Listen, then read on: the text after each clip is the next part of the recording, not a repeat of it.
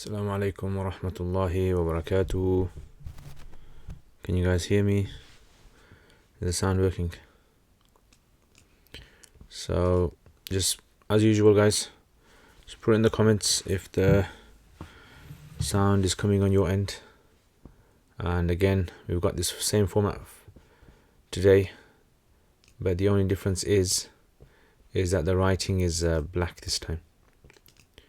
Yes, you got black, no writing, black border at the bottom. Wa alaikum assalam, fun.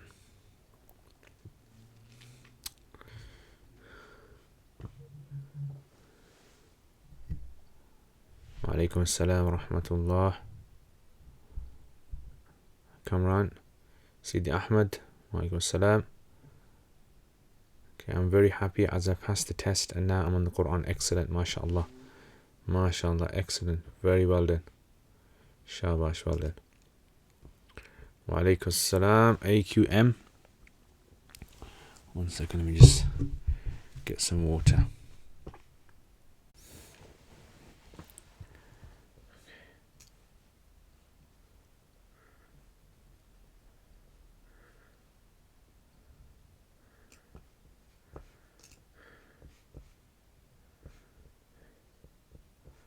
Alhamdulillah, Alhamdulillah. Now I'm just trying to figure out why is this no chat box coming up.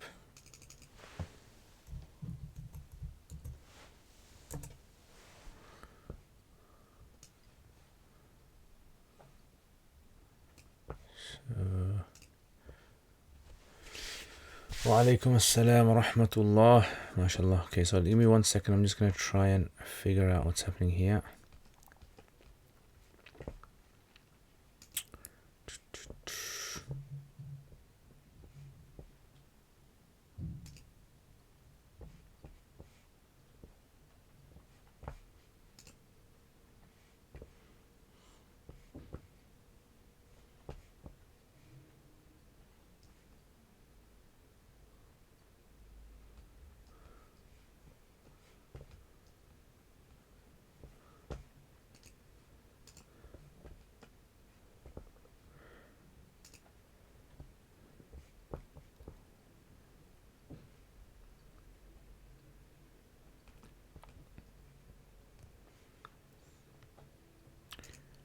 Okay. Okay, I know I was wrong. Okay, got that sorted now. So your chat should come up on the screen now.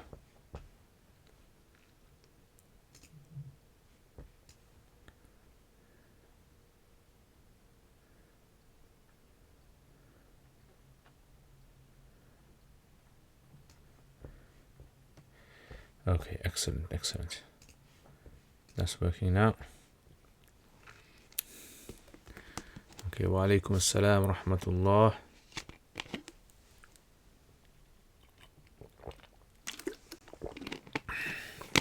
Talk about the virtues of memory, all nine tenets of Allah.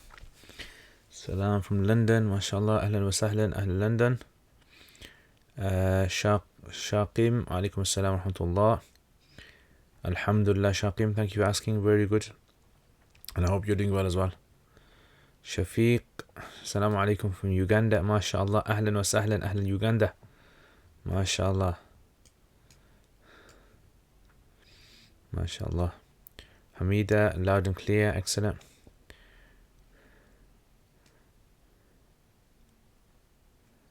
Okay, right, so let's have a start now.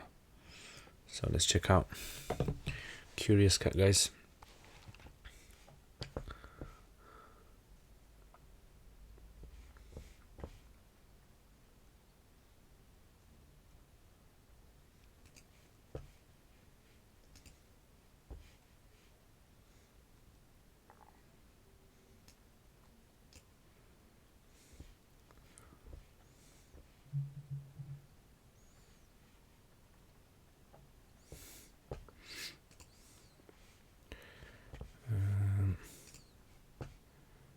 Okay, let's just see this, see if the settings are okay.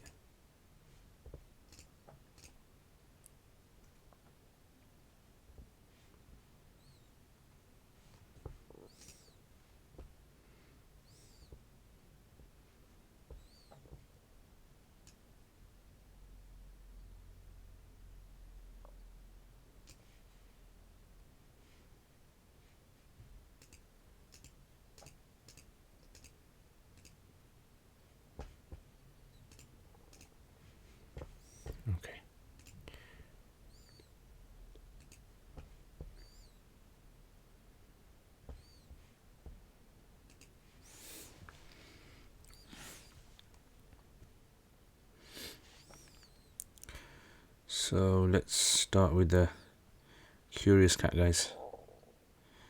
Okay, so we've got quite a few questions that have come up.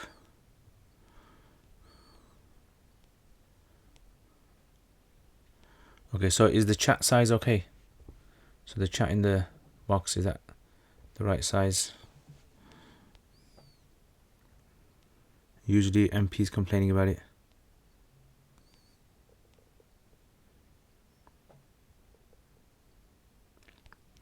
Alright, so questions. Right.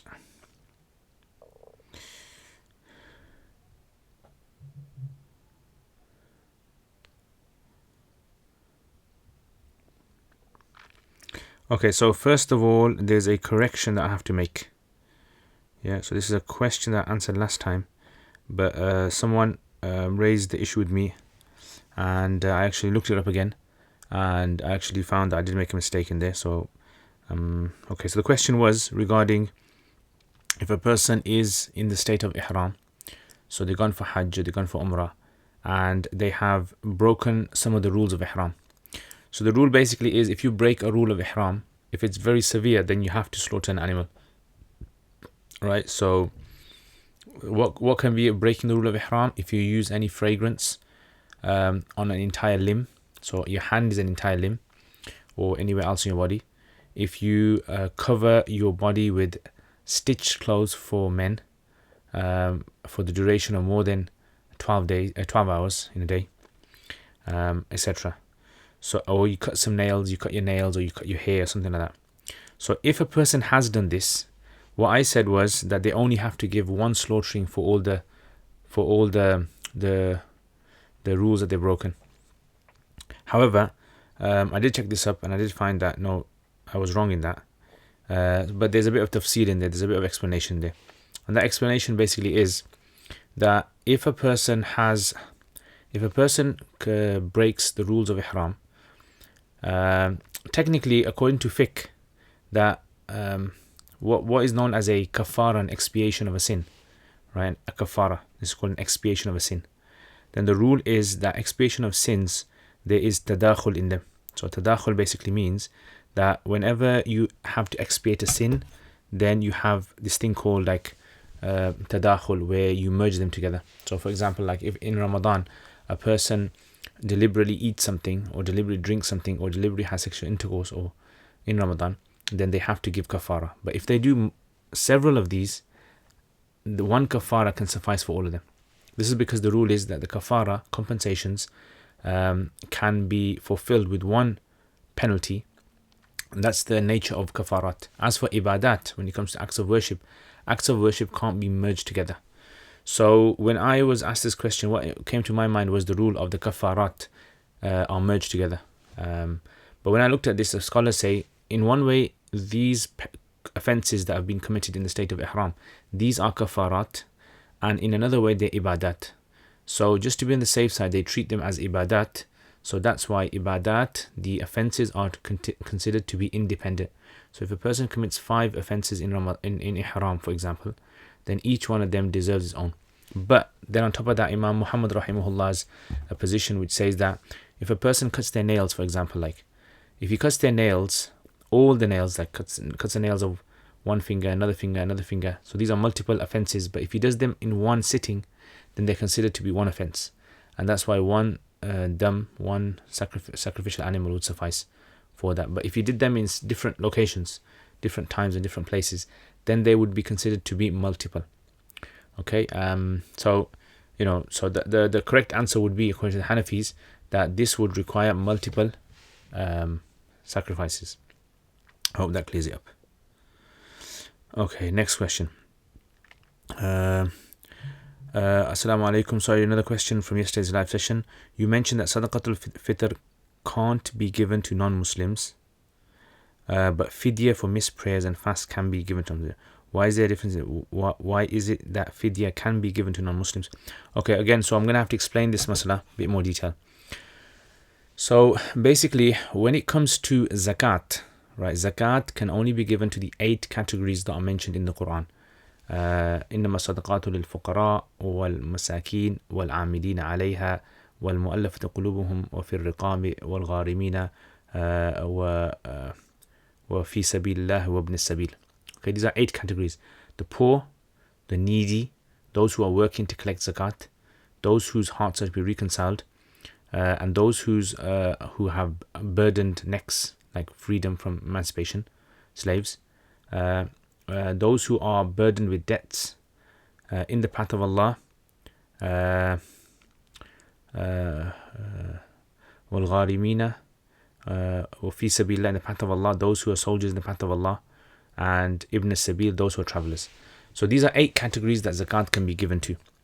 And with these 8 categories, the Hanafis say that the main point in all of these things, apart from the third one, which is those who collect for zakat, all the rest have to fall under the poverty line. So if they fall under the poverty line, they can be given zakat, otherwise they can't be. So this is the main sort of thing when it comes to zakat. Now, what is considered to be similar to zakat? So the Hanafis say anything which is a necessary sort of monetary, anything which is a necessary monetary sadaqa, right, which includes sadaqat al-fitr or a kafara, so a compensation for a crime that's been committed, an offense that's been done, and you have to give it. So all these things fall under zakat recipients, so they can be given to the zakat recipients as well. Now, when it comes to the fidya, what the issue with the fidya is not a compensation, doesn't fall under compensation, nor is it a sadaqah. So what does it fall under then? So the Hanafis in the books haven't really clearly identified. I mean, from my research that I've done, I haven't really found anything, and I discussed this with some scholars as well, and wasn't able to find a categorical text. And if someone can, then please share it with me.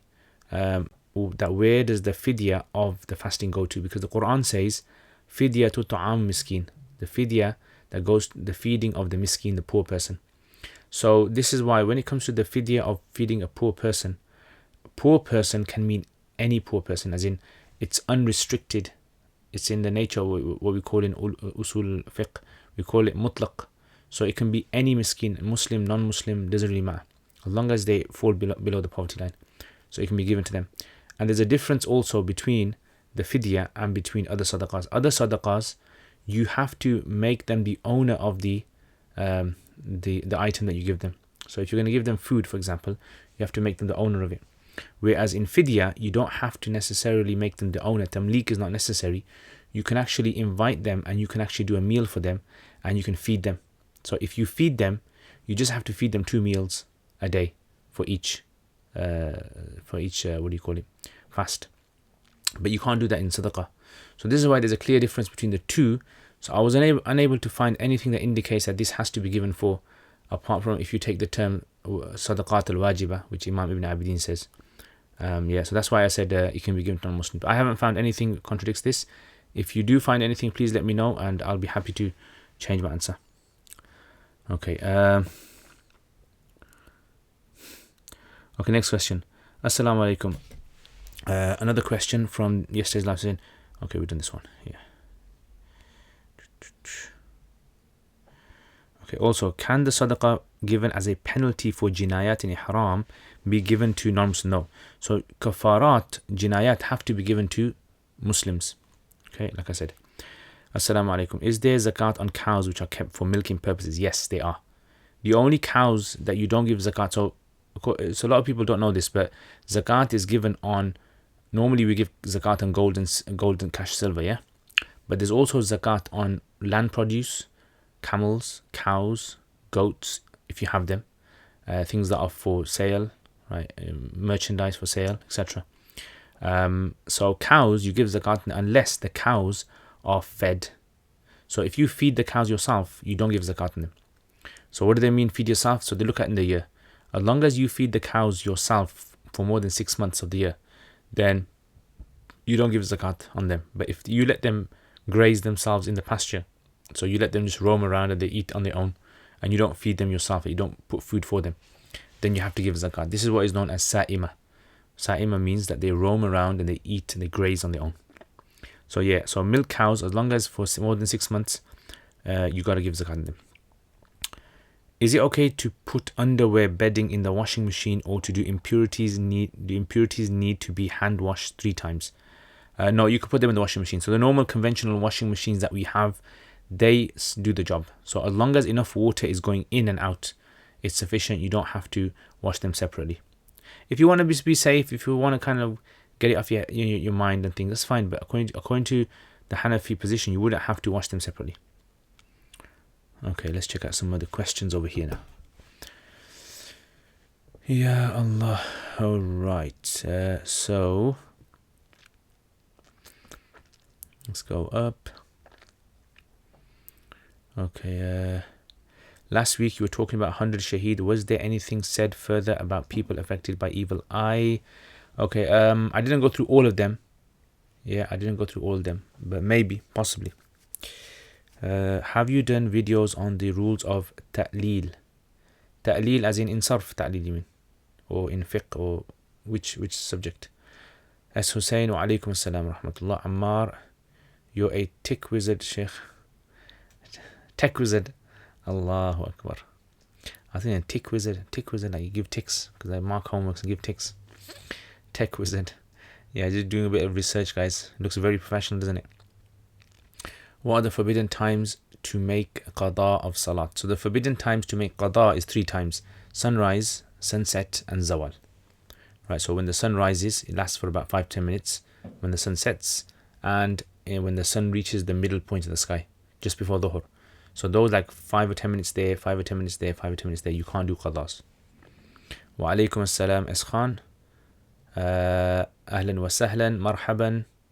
Anisa Abdul Haq, wa alaykum assalam wa rahmatullah. Munir Breaker, wa alaykum assalam from Brussels. Ahlan wa sahlan. You're welcome, brother. MashaAllah. Ahlan wa sahlan. Munir, how are you finding the first lesson so far? So mashallah, brother Munir has joined our Quranic Arabic 17 lessons course.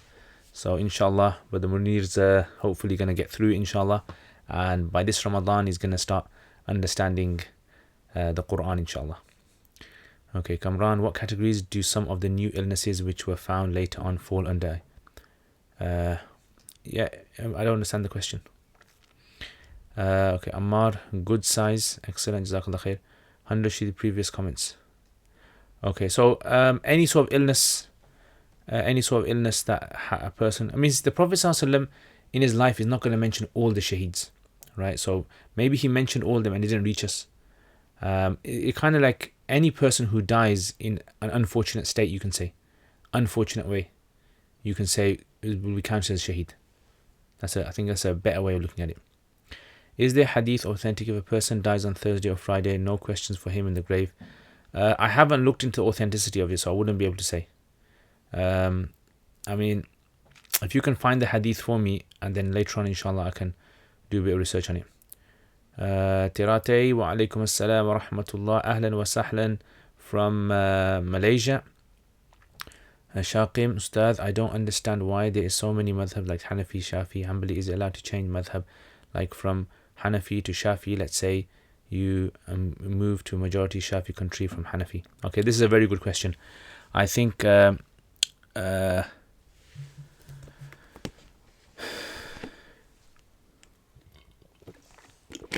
think I'll answer this one. So this is a very good question, and I think someone in the Curious Kaz asked this question as well. So I'll answer this question. So first of all, why are there so many madhhabs? Like, why are there Shafis and why are there Hanafis and why are there Malikis and Hanbalis?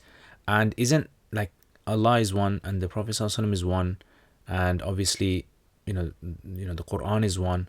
So how comes there's so many different sort of these styles of applying Islam? So the reason to understand this, let me explain a bit of background. So first of all, when the Quran is revealed in the Arabic language, okay? So the language, any language that you have is always going to be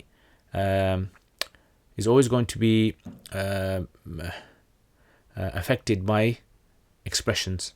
Okay, so for example, like if I'm speaking, if I text someone, send a message to someone, sometimes I might send a message to someone and they might understand something wrong from what I said, and they might lose sleep over it, and then they might become frustrated, or what did I say in a message? So this sort of thing occurs not because I wasn't clear in the words I was using. It's because one sentence can possibly have multiple meanings, and the person who is listening might understand a different meaning. So in the Quran, there are some verses that are very clear in what they're saying, right? So no one kind of disagrees in that. Some of the things, however, some of the verses in the Quran are open to different possibilities, right? They're not very different, but they're open to different possibilities. So I'll give you an example. So for instance, like in the Quran, Allah subhanahu wa ta'ala, he says, فَصَلِّ لِرَبِّكَ وَانْحَرْ, pray to your Lord and wanhar, slaughter.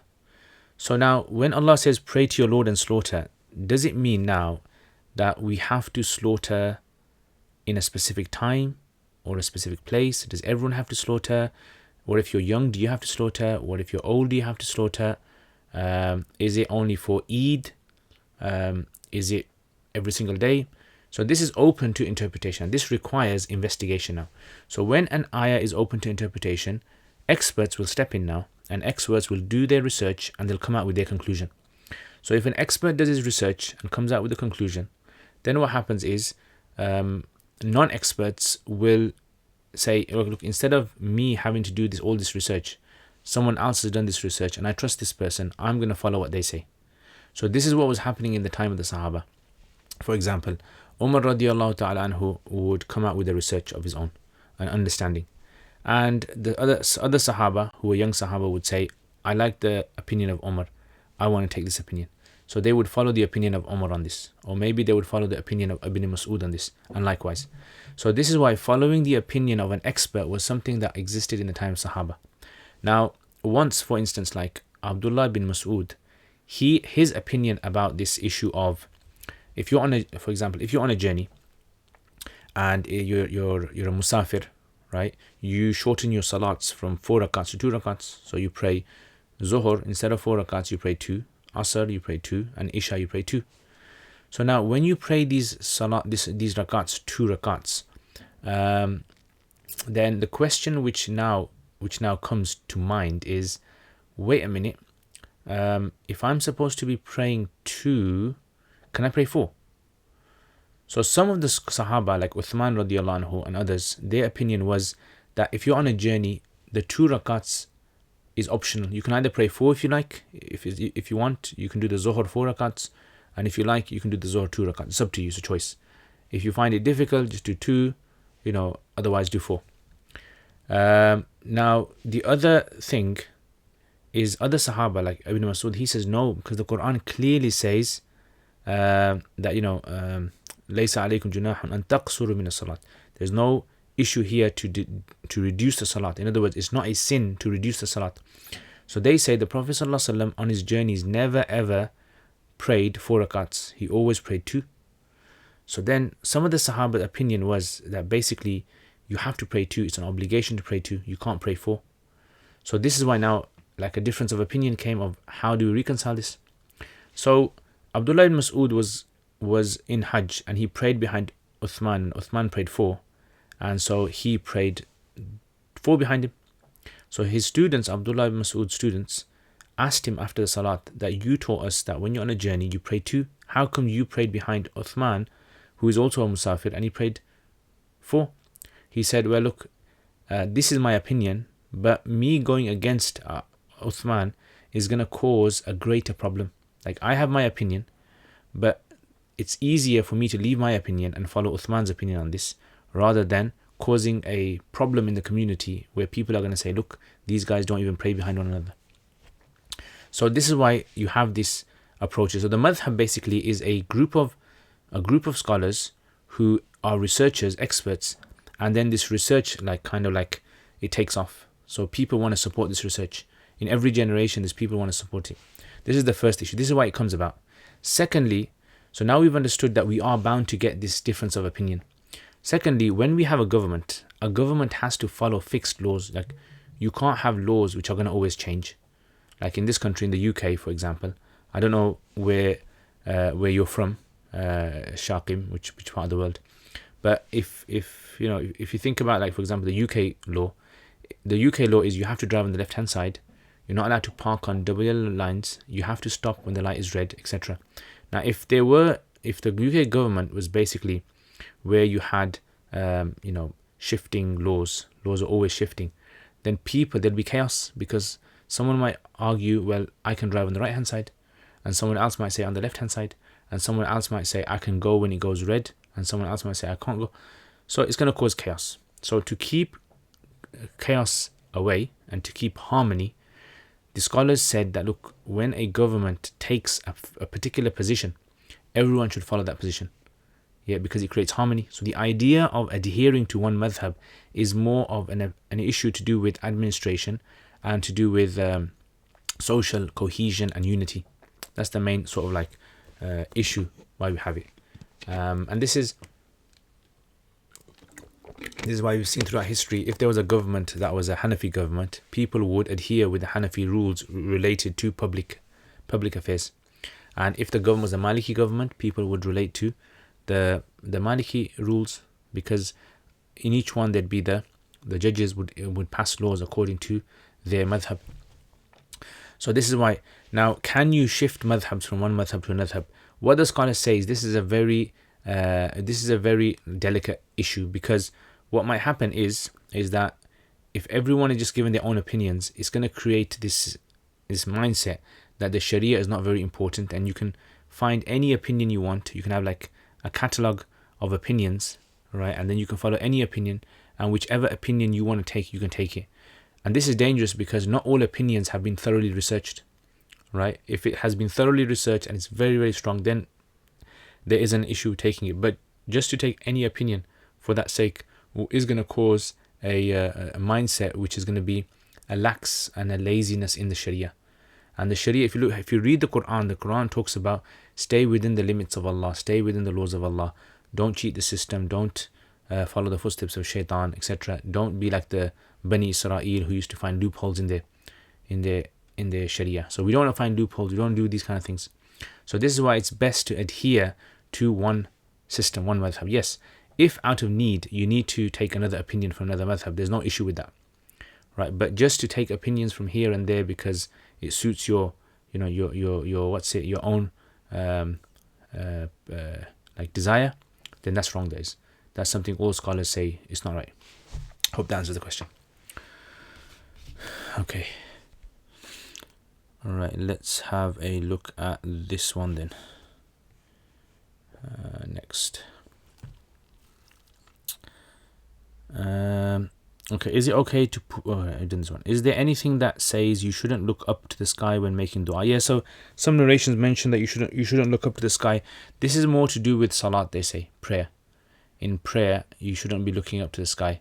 And these are adab, because when you're making dua to Allah, you kind of lower yourself, you humble yourself, and lowering of the gaze is an etiquette of salat as well. So you should lower your gaze and you should beg humbly from Allah. If you receive invitation to a wedding and you know the people are going to way beyond their means and have probably taken out loans to fund the wedding, do you need to worry if the loans are halal or not before you partake? No, you can go. It's fine. Yeah. So the loan itself would be a cash loan. So the cash loans are not subject to halal haram issue in that sense. Yeah, if they take out an interest-based loan, the sin is going to be on their head, right? It's going to be on their head. It's not going to be on yours. I mean, generally, these kind of weddings are a very difficult one, because it's like usually very close family friend, and stuff like that. In the past, weddings might have been more, or some communities, they might be just more general. Anyone can just turn up. But in today's time, it's more like a family sort of thing. So this is why I'd be very cautious about, going to any wedding. Don't like gate crash weddings and just turn up whenever you want. So, I mean, personally, I don't like going to weddings, right? Not because I hate socializing, but it's simply because it takes a lot of my time up. Because you got to go there, you got to spend about 3 or 4 hours there, and my schedule is very tight, so I find it very uncomfortable. The other thing is, sometimes in the weddings there's things going on that might not be appropriate for me to attend. Like me as a teacher and as someone who in the community gives talks on Islamic issues, there might be things going on there which don't befit someone who, for example, is in my profession, right? Because it kind of like contradicts. So that, and then sometimes the food is not something which I like to eat too much.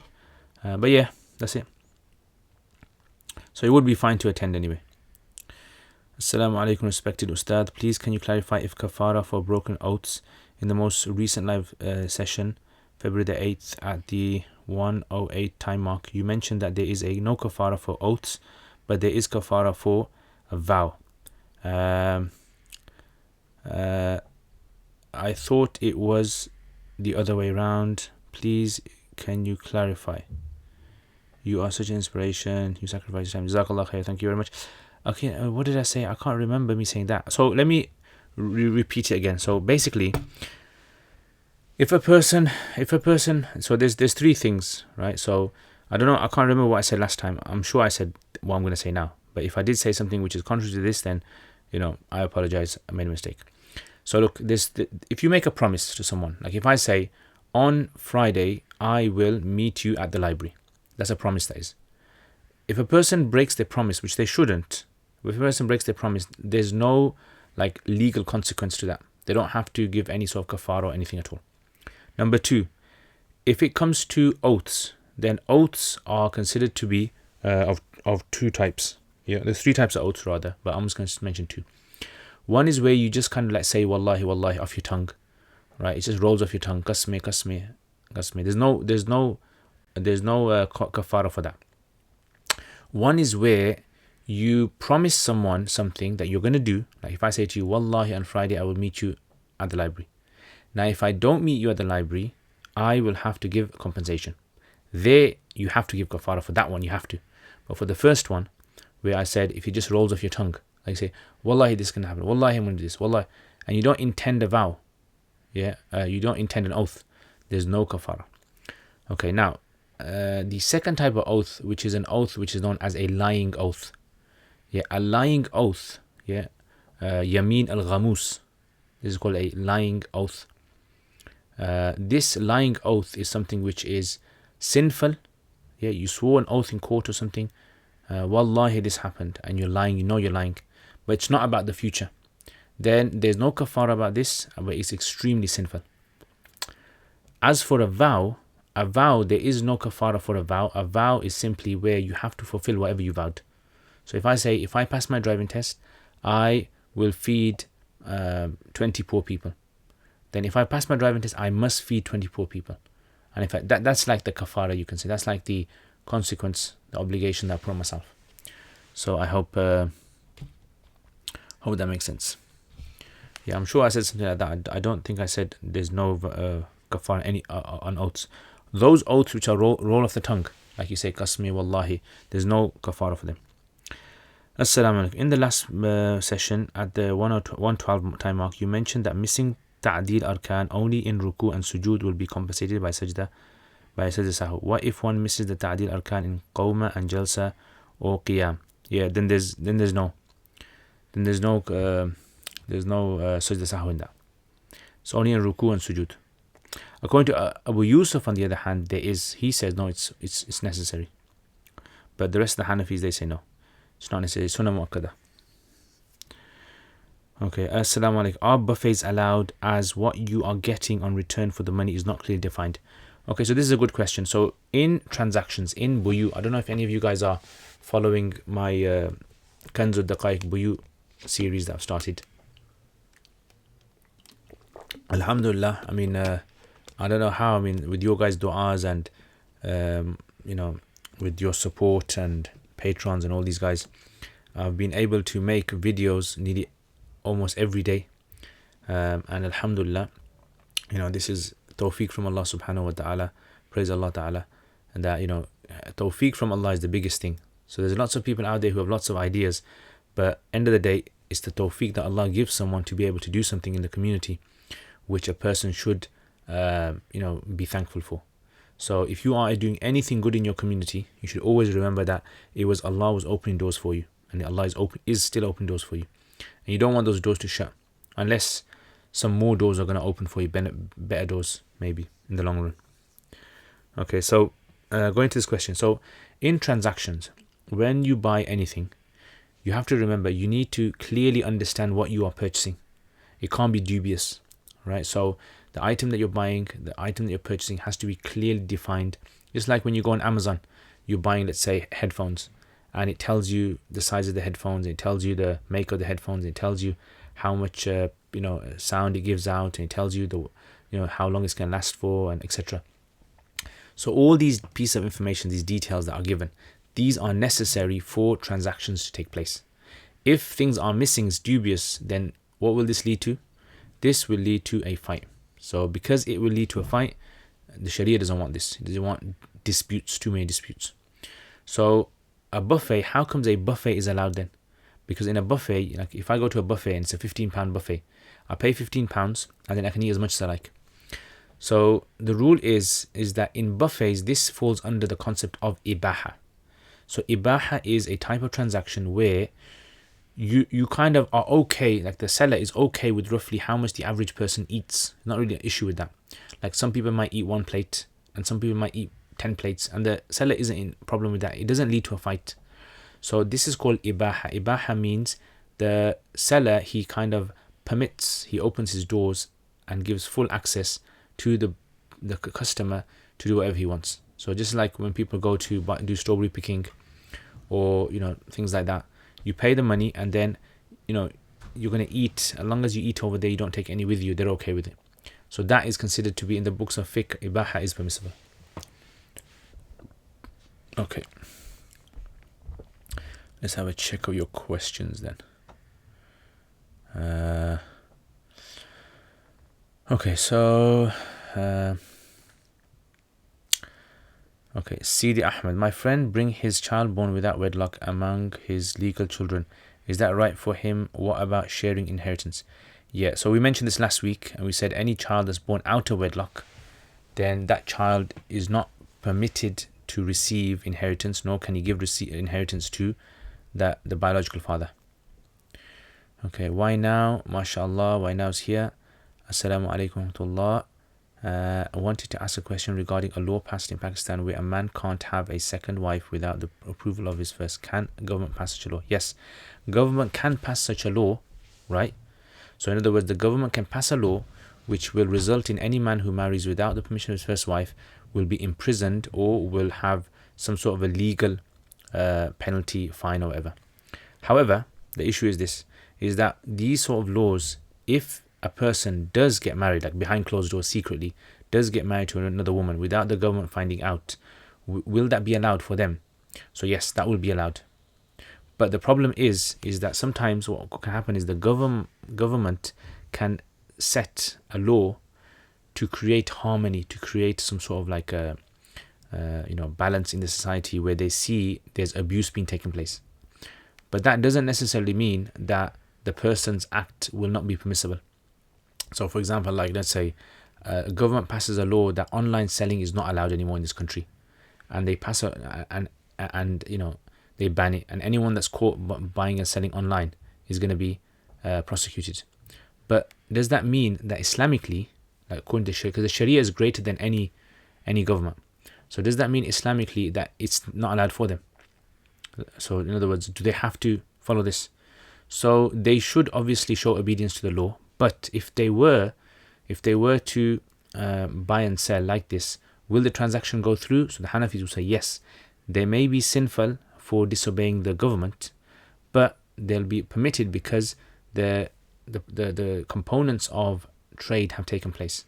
So likewise, the components of marriage is simply a man and a woman giving an offer to get married and the other one's accepting, with witnesses and a mahar, a dowry, and then that's the basic cornerstones of marriage there.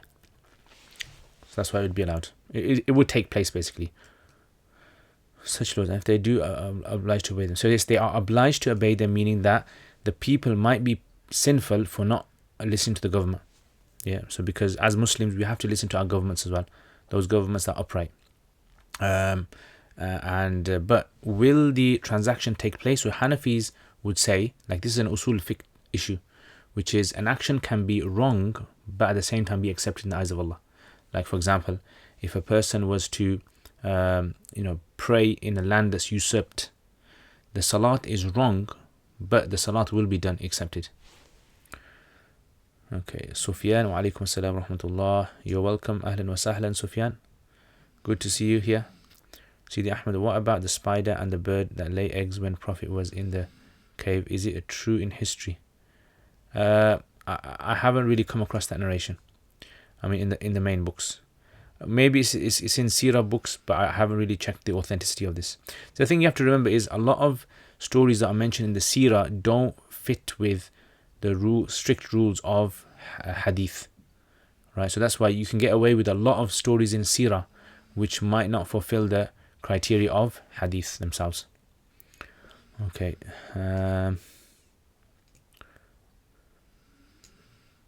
And next, Kamran, great point. You never tell through text. Yeah, text, people have arguments with the texts. Okay, Kazmataz, that's an excellent name, that is Kazmataz, guys. When you are going to release your Arabic grammar book, Mufti Saab? Don't ask, guy. Don't ask, bro. This book has been, unfortunately, mazloom, oppressed. It's been lying in my file somewhere. But yeah, I mean, I haven't really had chance to kind of. I do want to go over it. I do want to, but at the moment I'm just so bogged down with so many other things. But inshallah, in the future, I am gonna really sit down one day, and I'm just gonna go through it. I think, yeah. See what I've found in my productivity is, if I have someone that motivates me, if I have someone that I have to kind of answer to, then I get lots of things done. So if I have like a regular dars or something like that, I have to get my stuff done. And I think that's the thing that I found in my pattern, that I get more things done. Allah puts more tawfiq when I have this. And sometimes you guys might find this as well, right? If you have lots of ideas and you don't really have anyone to answer to, you kind of just spread yourself too thin. But if you have someone to answer to, if you have like a student you have to teach, then you become more routined, you become more what's the word for it, man? Can't even think of the word for it. But you get me, bro. Okay, MU7861, Assalamu alaikum, assalamu wa barakatuh. Hope you're well. I hope you are well as well. Are you allowed to have a Quran in your bedroom, or is it improper since you undress? Yes, you totally can have a Quran in your bedroom. Totally fine. Again, the issue with having a Quran is, remember, Sahaba had Quran in their hearts. Yeah, some of them had it written down on pieces of wood in their house. This issue of like showing Quran respect is something very important. We show the Quran full respect, but this idea of respect might differ from community to community. Like, for example, the issue of putting the Quran on the ground. Is this wrong? Is this right? So we have nothing from the time of the Prophet ﷺ or the Sahaba that they told someone off for putting the Quran on the ground. But because we have so much respect for the Quran, and some of our community cultures are so like adamant about putting the Quran on a high platform or something like that. And it's understandable, because some communities are very sensitive to these matters. Some communities are very laxed with these, and you get differing, right? And I remember when I was in Pakistan, Pakistanis are probably the most strictest when it comes to seeing the Quran on the ground. Yeah, they will die, but they will not have a Quran on the ground. Yeah, they will not even want to have like Allah's name on the ground. And some of you guys will probably be able to vouch for that as well. And I remember there used to be this guy. He was a bit loony, and he used to go around picking up newspapers, because it says, like, some newspapers had the word Abdullah in there, or some newspapers might have like a little quote of the Quran in there or something in Urdu. And he would get angry and he would shout at people that, why do you guys throw newspapers away, and blah blah blah, and everyone would just be silent, because he's an old man. Yeah, so he can have it in your room. I mean, I don't have any issue with having it in the room or anything like that. But if there are, so you feel that you shouldn't have it in the room, then fine, don't put it in the room, put it somewhere else. Okay. Next one, Sidi Ahmed. Is it allowed for me to go in search of Islamic knowledge and leave my family behind for a long period of time? As long as you can fulfill their rights. If you can't fulfill their rights, then it's not allowed. So fulfilling their rights would be, as long as you can provide for them financial support and protection, then yes, you can go. But what I would say is that you always have to remember, if you have kids especially, the tarbiyah of your kids is an obligation upon you. And if you do not do tarbiyah of your kids, and your kids grow up in a way, you may be questionable in the eyes of Allah. Because seeking knowledge is considered to be an optional ibadah, right? Okay, Kamran, if you follow the Hanafi madhhab and visit a masjid who follow a different madhhab, should you follow the actions in which they pray or continue? You can do either. Ideally, just carry on how you normally pray your salat, but you can copy them as well. Should I just follow since you follow the imam? I would just follow since you follow the imam. Okay, Zara Khan, Assalamu alaikum Ustad, wa alaikum assalam. I hope you're well. I hope you are well as well. Jazakallah khair for asking. Are temporary fillers allowed, for example, lip fillers, to enhance the lip or to correct lip size? I don't know how exactly these work. Yeah, I'm not too sure how these work. I'll have to see how these work. So if you could provide, I don't know, some sort of a breakdown or something like that of exactly how these work and what the substance is made up of and how the substance acts. Does it fill in a gap? Does it make a barrier? What happens? If you can provide that, then inshallah I'll look into it. And as you can see, I'm not too much of a makeup man myself, so you know. Okay, Ed Akh, what are the consequences for making a vow but you vow to do something that is physically impossible? Okay, so this is a good question. If a person makes a vow of doing something which is impossible, then the Prophet ﷺ says that this person has to give kafara. Here's where the kafara does apply, right? So you'd have to give kafara, which would be like something like fasting 3 days, or feeding 10 people or clothing 10 people, poor people.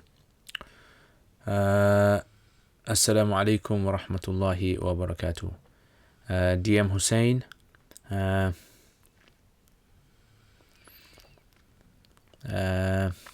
alaikum assalam, ahlan wa sahlan. Nawfal Al-Azizi, assalamu alaikum, respected Shaykh and respected viewers. Can talk about the poem of Imam Shafi, Shakawtu ila waki. Can talk about. So which part do you want to talk about? So if you can ask a question, rather than me giving a dars in these sessions, I'd rather answer questions. So if you have a specific question about the poem, I'd rather explain that question than giving a dars. Okay, are seahorses halal to eat, and could a Hanafi follow the Shafi fiqh regarding seafood if they are convinced more by... I don't know what seahorses are. I mean, I don't exactly, haven't done research on... seahorses, I think they are like a type of fish. I'm not too sure. Do they have gills? But yeah, if a person is convinced about the Shafi fiqh, then they can follow it, because the seafood issue isn't really a major issue. I don't see there's being a big problem. Maybe other Hanafis will see it being a problem and they'll be a bit more strict on the issue. Is it wajib to keep a fist length beard in the Hanafi school? There's a difference of opinion. Yeah, there's a difference of opinion. Is it wajib to keep a fist length?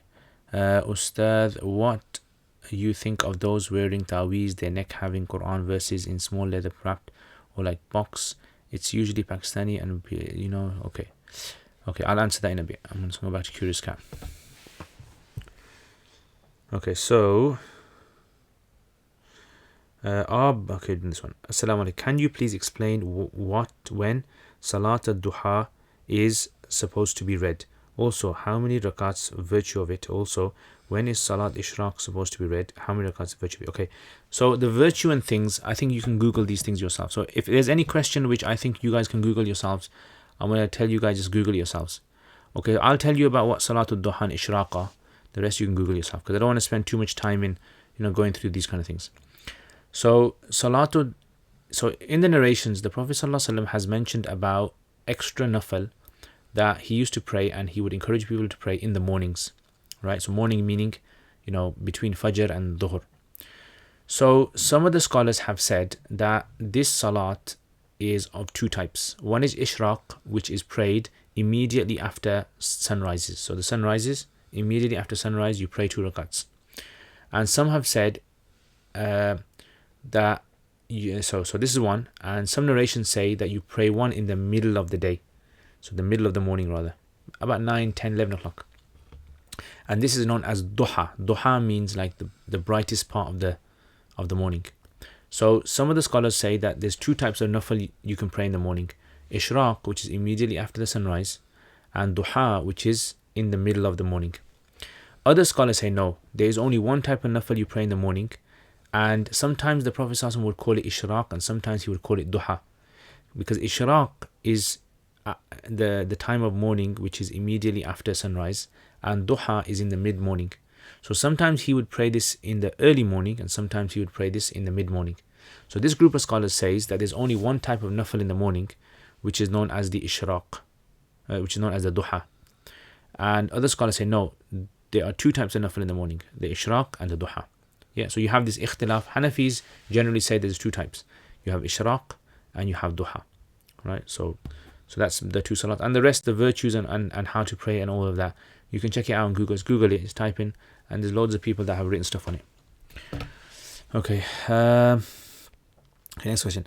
Is it impermissible to sit on a chair sofa if someone is praying Quran on the floor on a real?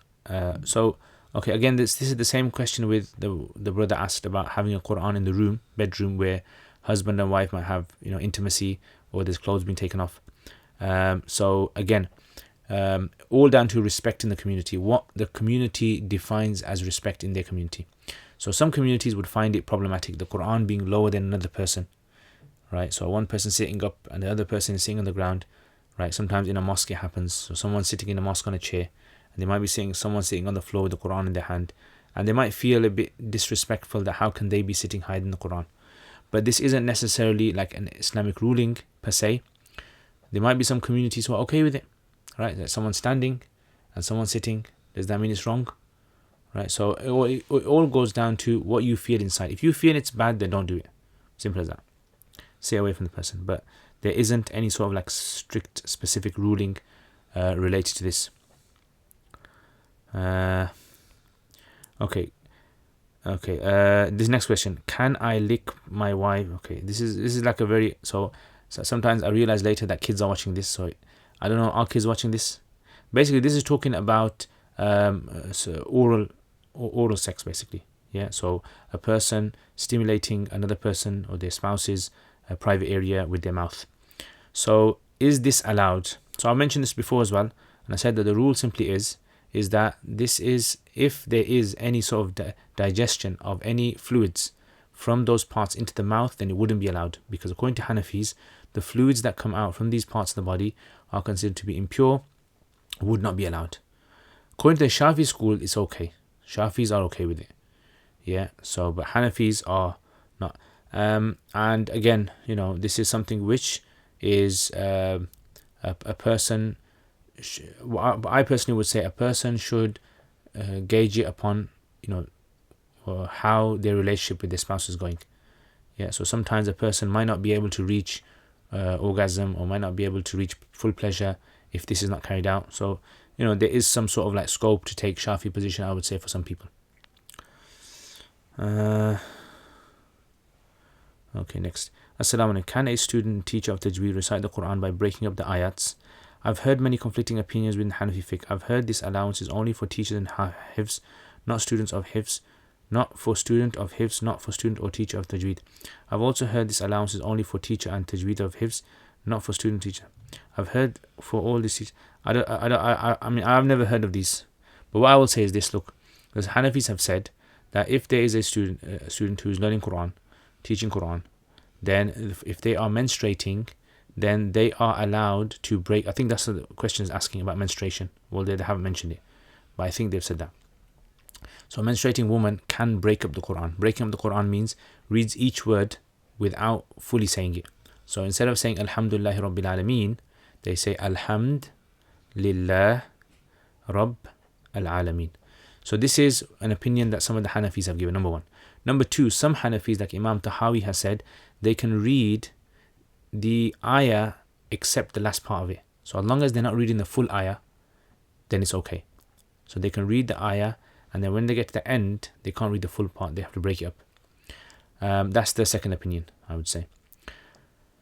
The third, I would say, option is if a person takes the Maliki position on this, and some Hanafis have allowed a woman, if she fears that she's going to forget the Quran, or it's really having an impact on her teaching the Quran, that she can take the Maliki position on this, which is permissibility of a woman menstruating for a teacher and a student to read the Quran fully. Yeah, so this is for them. Okay, Assalamu alaikum, hope you're well. When something has secondary names, e.g. Al-Azhar for the moon, what is this called in Arabic? When it has secondary names, I mean, laqab, I can just think of one, laqab. I don't know, I mean, is there a secondary? Not kunya, laqab. Assalamu alaikum wa barakatuh. Ustad, is insurance haram? Yes. So the concept of insurance is haram. The question I think you want to ask is, can I take car insurance or can I take home insurance in the UK or in other countries?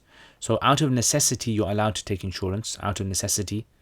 But technically, from a fiqh perspective, insurance is not allowed. The reason being is because in insurance, what you're doing is you're paying for something which you're uncertain about a return.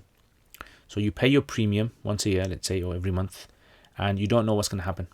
You could have an accident, you could not have an accident. So it's not like going to the shops and buying yourself a bottle of milk or some bread where you 100% know what you're getting in return. Here, you're not really getting anything in return.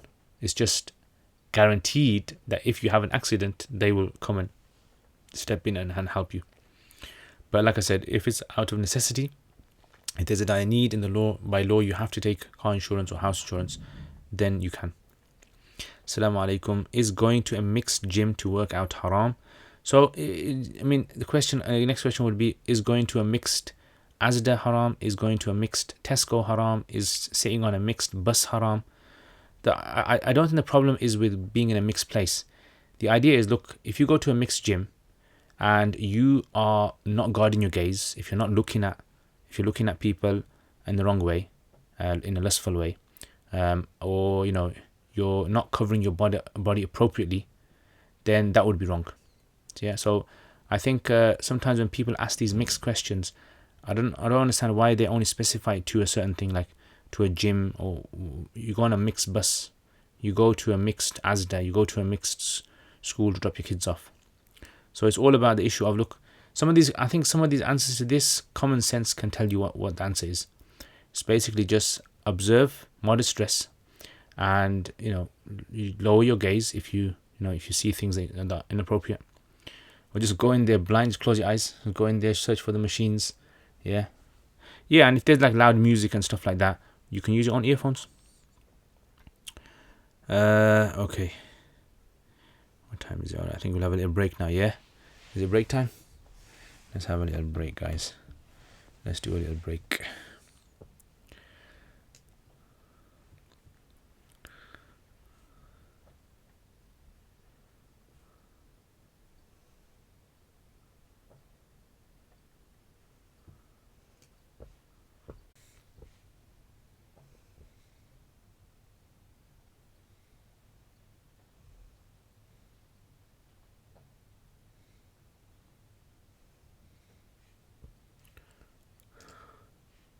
Assalamu alaikum, guys, and I'm back.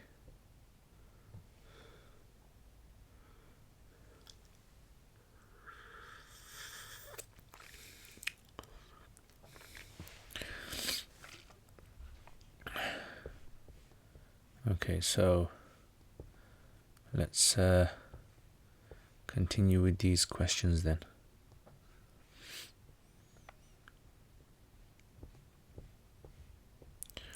Okay,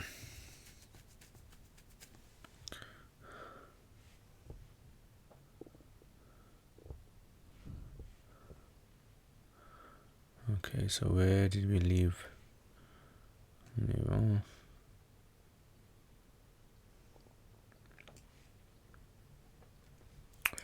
Alright, so let's continue with these questions.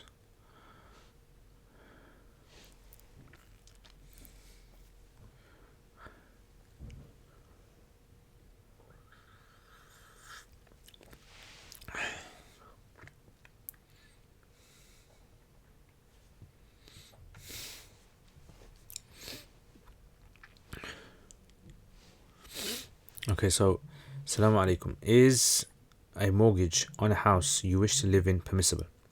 So again, the ruling with regards to this technically, I'll tell you what the technical ruling of this masala is, and then I'll tell you about application, because when you're studying fiqh, there's two things that you learn.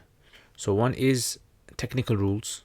So when you learn technical rules, you're basically learning what a particular scholar and expert has said about it, or a madhhab says about it, and then what you do is you apply it to your society. So the application requires expertise training. This is what you do in what we call an ifta course, mufti course. So there can be someone who can learn fiqh, but they might not be trained in application of fiqh. Just like there could be someone who has learned how to swim theoretically in a classroom. They've learned how to swim, or they've learned how to drive a car theoretically in a classroom, but they don't necessarily know how to do it in the real world, right? Which may require training. So once they do some training, they kind of become familiar with it, and then, So mortgages are haram, and the reason they're haram is because what happens is you borrow money from the bank to buy a house, and then you pay back that loan with interest on it, right? So you're paying back a loan with interest, and this is what is known as riba. So you're supporting the riba, you're giving someone riba interest, and in Islam interest is haram. So if you borrow someone money, you're not allowed to take extra back from them, and likewise you can't give.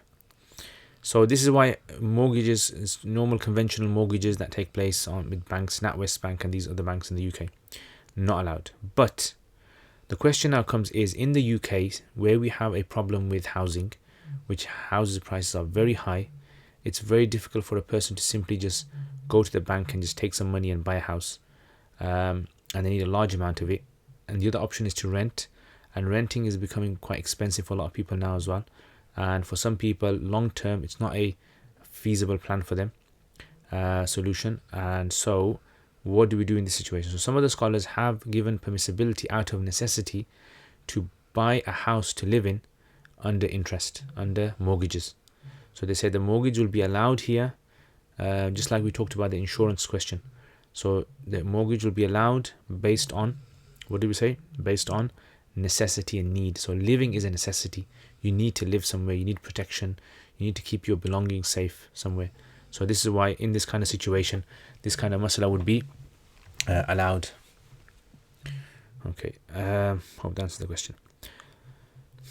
Okay, number 2, is a mortgage on a property you wish to rent out to make money allowed Islamically? So here, generally the scholars would say no, because it's not a necessity, as in that's not the only way that you can earn a living, right? But housing is more of a necessity. So this is why you wouldn't be allowed to buy multiple properties, or even one property, just for renting it out, just to make money from it. You wouldn't be allowed, according to majority of the scholars. Okay, next, can you explain briefly what you'd say to someone who asks, why is it necessary to follow a madhhab when we have Quran and Hadith? Why must one follow a madhhab? Please, if you can answer this. Okay, so I think I answered it previously. I think the answer might be sufficient. All I'll say here is this, is that many people who kind of see Islam as simply being following the Quran and Hadith, they fail to understand that Quran and Hadith is the kind of like general sort of, the general statement that's used. But in reality, Quran is in Arabic. So to learn the Arabic is one thing, and Hadith is in Arabic, so you have to learn the Hadith. And then Hadith is not just Hadith, you have the practice of the Prophet ﷺ, the practice of the Sahaba, you have also different understandings of ayats of the Quran from amongst them.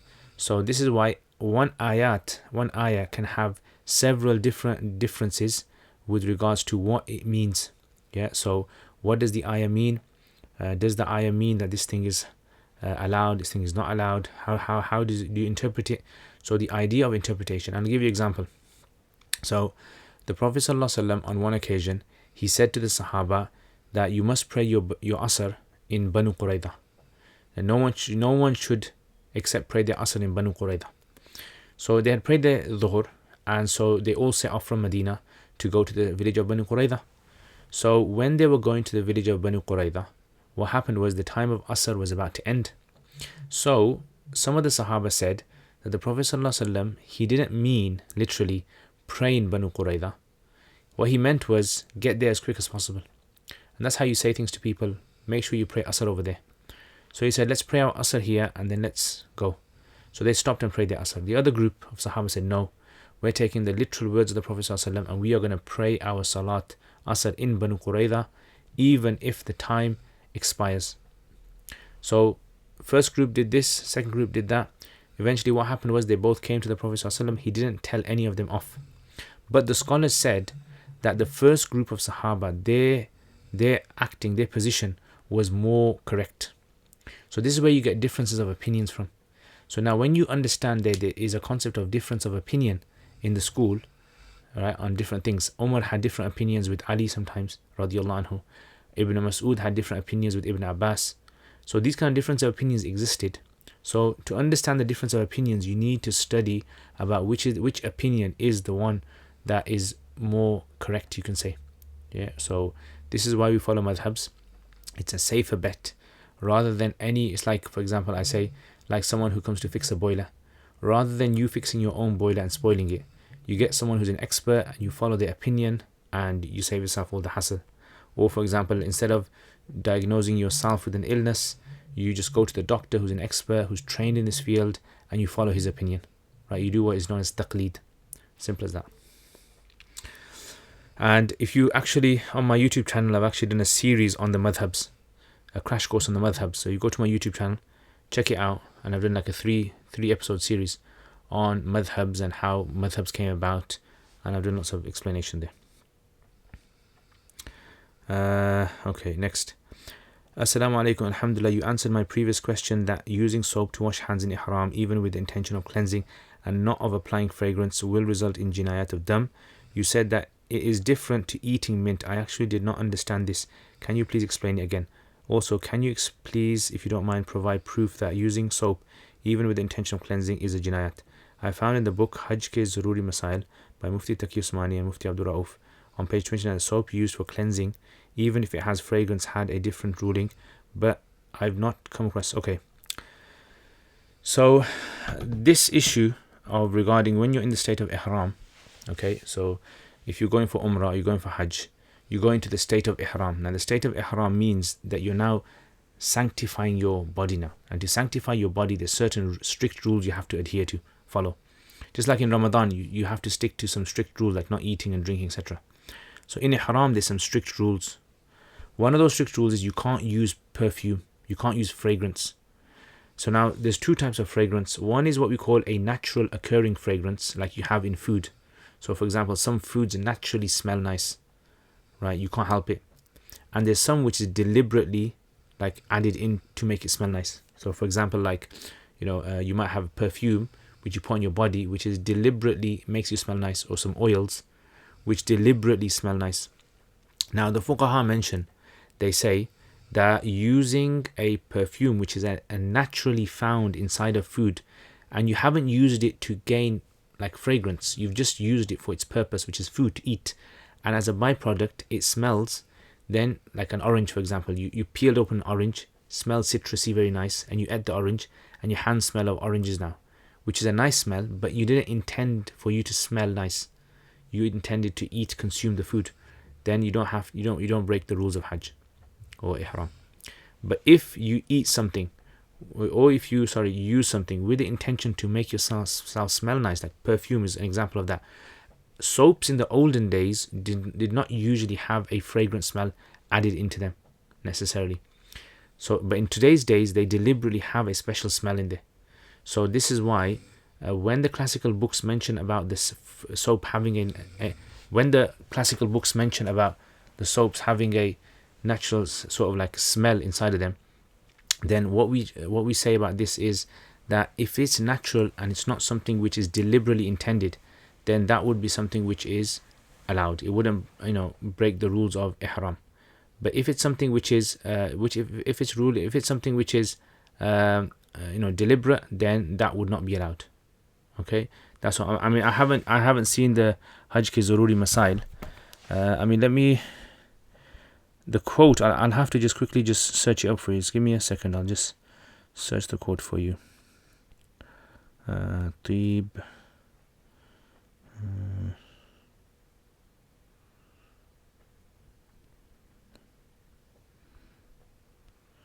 just give me a second. Let me just search this.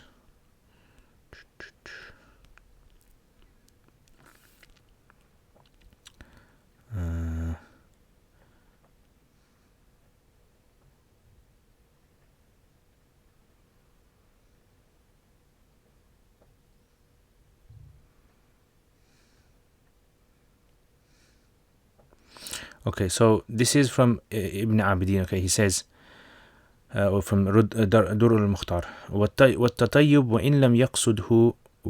So in other words, if a person perfumes themselves, even if they didn't intend to perfume themselves, will necessitate the ruling of breaking the rules of Ihram.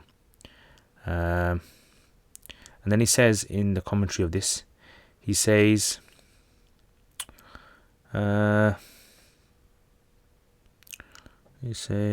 وإن لم يقصده التطيب معمول لقول يتبقى ولا معنى لأمر غير القاصد بالاتقاء فيجاب بأن المراد غير قاصد للتطيب بل قاصد للتداوي ومع ذلك يكون محظور عليه فعليه اتقاؤه.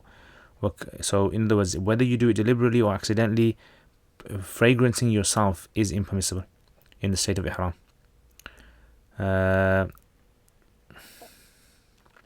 However, if the smell is not there, you haven't put it on, like you put some clothes on that have a smell from before, like you have, use washing up powder or some sort of like lino or something in your clothing and it makes it smell, and you wore those clothes, you won't be breaking the ihram.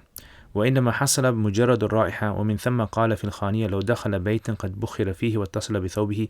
If a person entered a room in which there was perfume, fragrance around, and they left the room and their clothes were smelling, then it would not break the rules of Ihram. Okay, I'm just trying to find a more specific.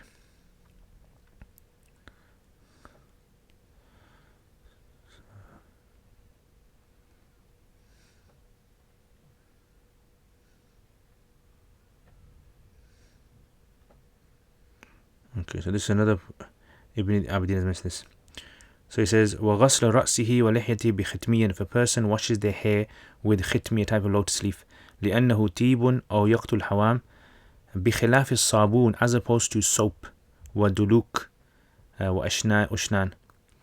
Okay, so what does he mean by this? So he says, في جنايات الفتح لو غسل بالصابون. If a person was to wash themselves with soap, والحرض لا رواية فيه وقالوا لا شيء فيه.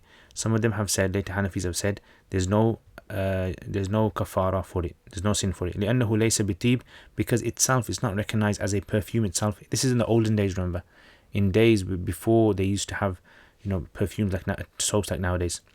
ولا يقتل وكمقتضى التعليل عدم وجوب الدم والصدقة. So they say, it wouldn't necessitate dam, but you'd have to give some sadaqah maybe. And then he says, وَلِذَا قَالَ فِي الظَّاهِرِيَّةِ وَأَجْمَعٌ لَا شَيْءَ عَلَيْهِ وَمِثْلُهُ فِي الْبَحْرِ.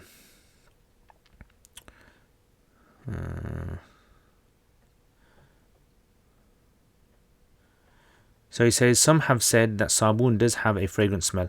قلت وفيه النظر فقد علمت الاتفاق. You know that previously scholars have unanimously all agreed.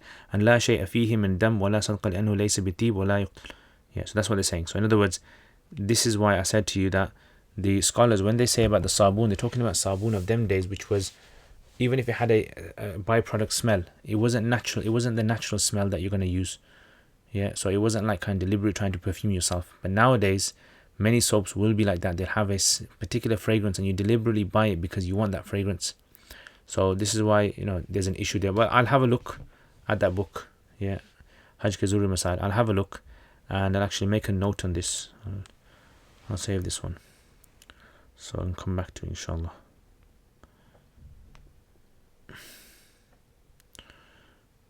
Okay, let's check out your questions over here.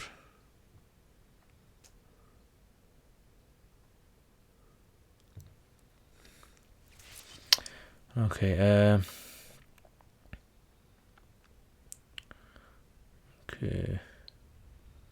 okay, Stars, what do you think of those wearing ta'weez, their neck having Quran verses in small leather wrapped or like boxes? It's usually a Pakistani that wearing it, they go in the toilet, throw it here and there. Yeah, so the issue of ta'weez, I've talked about the issue of ta'weez before. There is permissibility of wearing a ta'weez as long as what's written inside of it is clear. There's nothing dubious, and there's clearly nothing that goes against Islam in there. And it's wrapped up, and as long as it's wrapped up, then you can even go to the toilet with it.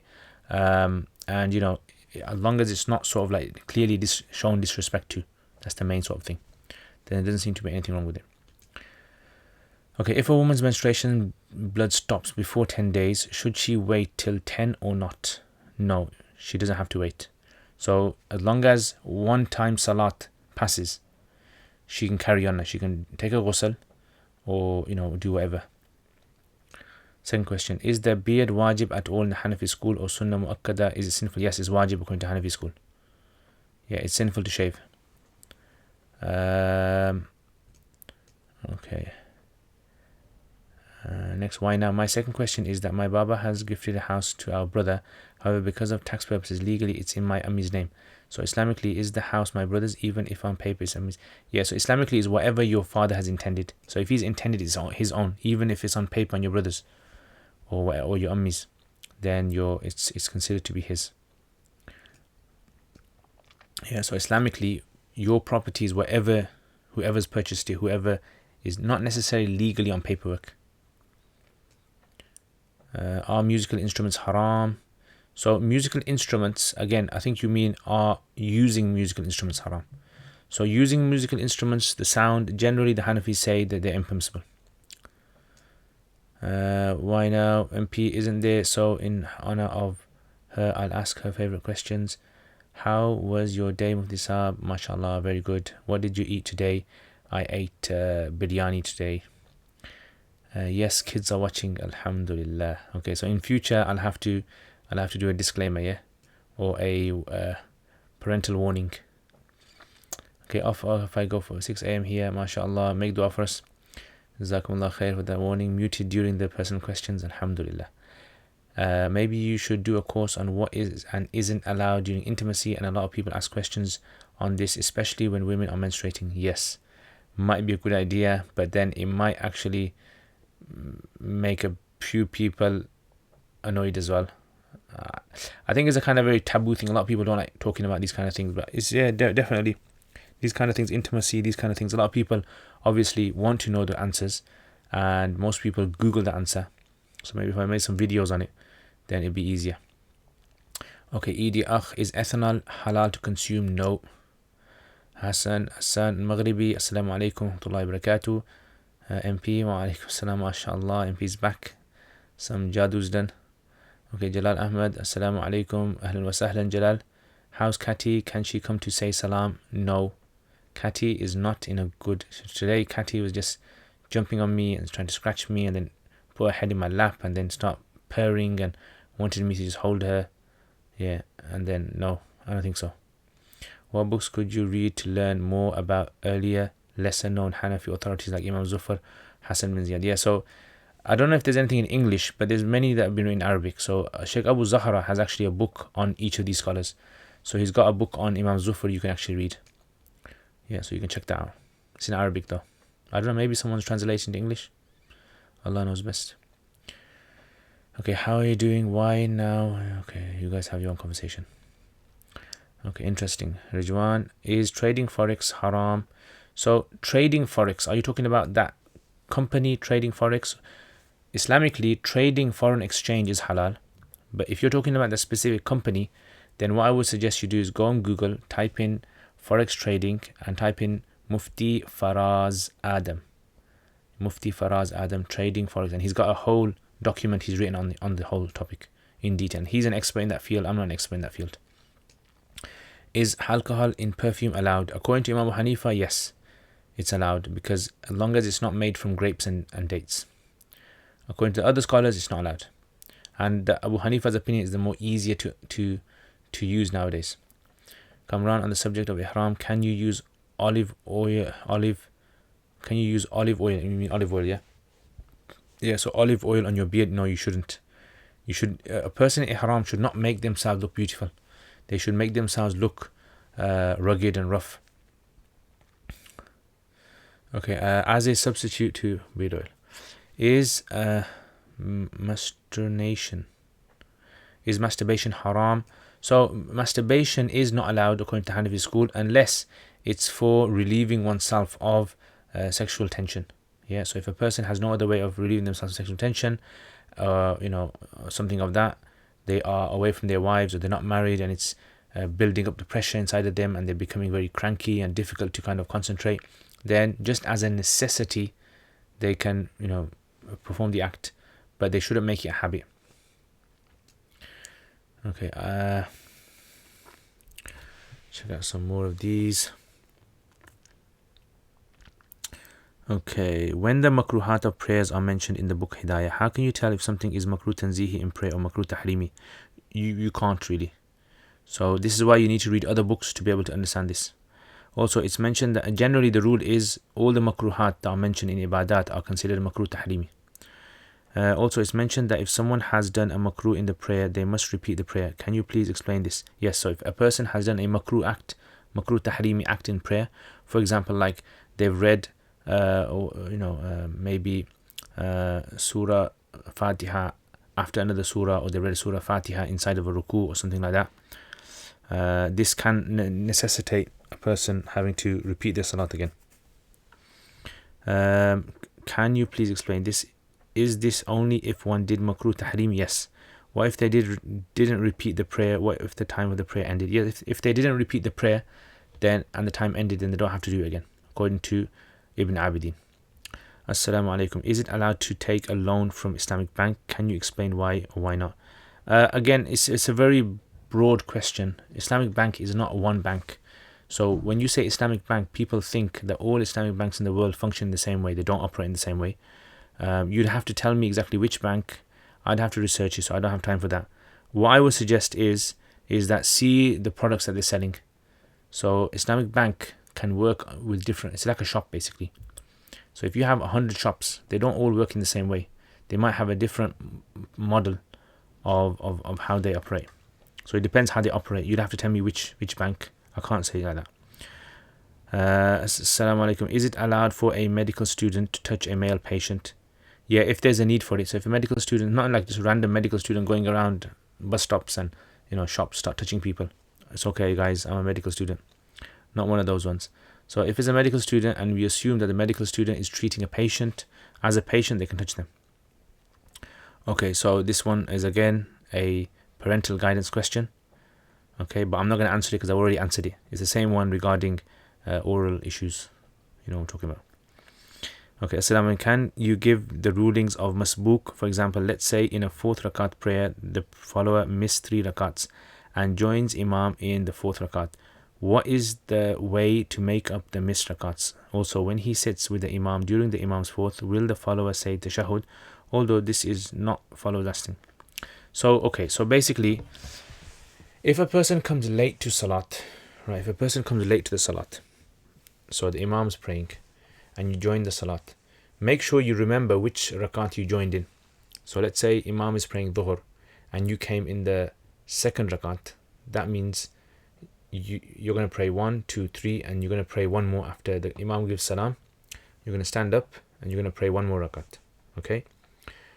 This guy is known as a masbook. Masbook means someone who's missed 1 or more rakats because of coming late to the congregation. If a person misses 2 rakats, then what do they do? So if they miss 2, that means they've joined the Imam in the 3rd rakat. So they pray with the Imam rakat number 3, rakat number 4, and then when they get up, they're going to pray 1st and 2nd rakat. So they've prayed 3rd and 4th, but they haven't prayed 1st and 2nd. So when they get up, they're going to make up their 1st and 2nd rakat. So when they get up, they're going to read 2 rakats, and in each rakat, they're going to read Fatiha and Surah. If they join the Imam in the 4th rakat, that means they've missed 3 rakats. So when the Imam gives salam, so they've done their 4th rakat with the Imam. So when the Imam gives salam, they're going to stand up and they're going to pray 3 rakats. But there's another rule here, and that rule is every time you pray 2 rakats, you must do a sitting. So because they prayed rakat 4, and when they get up and pray rakat 1, that's 2 rakats. So now after the 1st rakat, they're going to sit. And then they get up and they pray 2 more rakats, and then they do tashahhud and give salam. Does that make sense? Yeah. So this is basically the rules regarding someone who comes late to the prayer. Okay. So this is if they come late, and what if they join the Imam in tashahhud? Yes, they read tashahhud. So they should do everything that the normal person does behind the Imam. They should do that. Okay. Alright, let's have a look at this. Assalamu alaikum. What are the Hanafi proofs of reading Quran or doing any Nafal act for the deceased and sending them the reward? So I mean the proofs, you can go and Google the proofs. The thing is, I don't want to spend too much time in going through proofs. If someone asks me like proofs, I don't want to spend too, because there's lots of other questions I have. So this is not a Hanafi, exclusively Hanafi issue. I'll just tell you the gist of how everything works. So basically the question comes is that this idea of sending reward to another person, is this something which is in the Quran and Sunnah? So the Maliki, everyone agrees, all scholars agree, that you can send rewards of Sadaqa,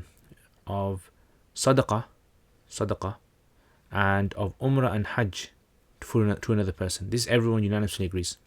So for example, let's say you build a well somewhere and you want to send the reward of that to your grandparents who passed away. That's fine, everyone agrees.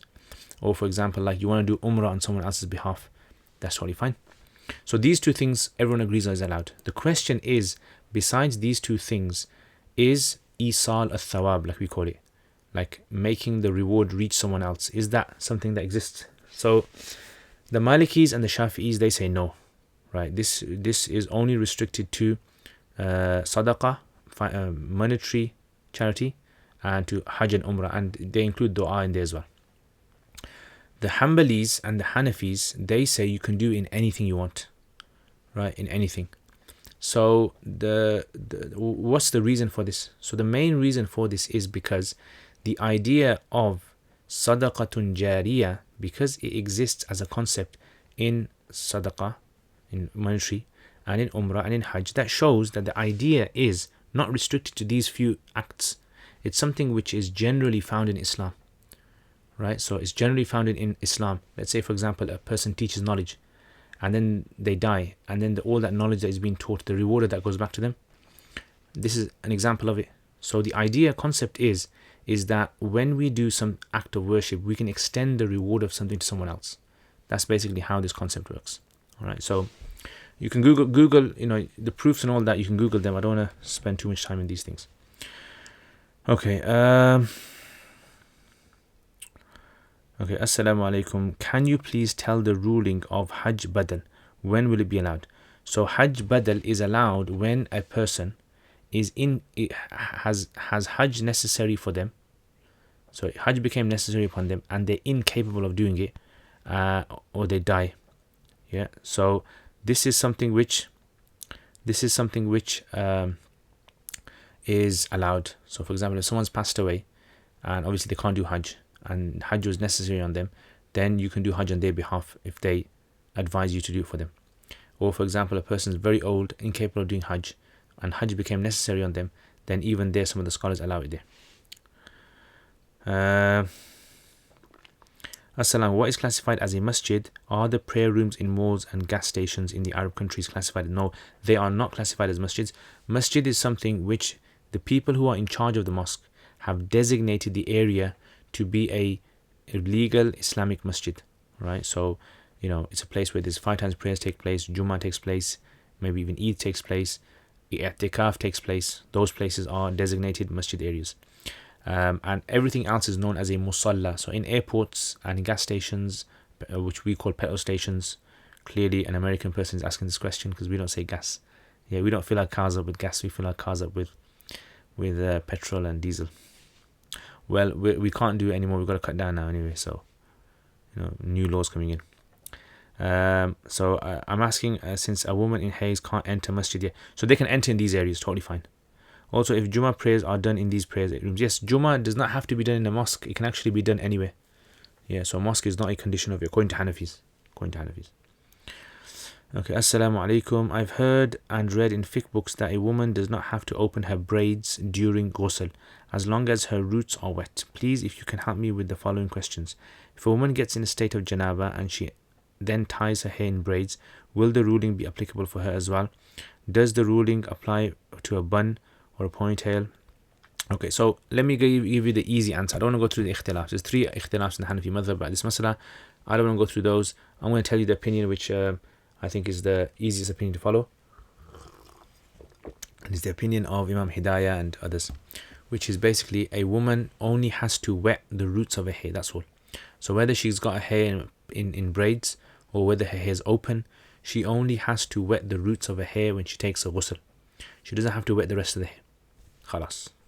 And that should answer all the issues. Okay, why is it said that women in haze or a person in janaba should not be near a dying person? Nur al-Idah. Yeah, so this is an interesting one.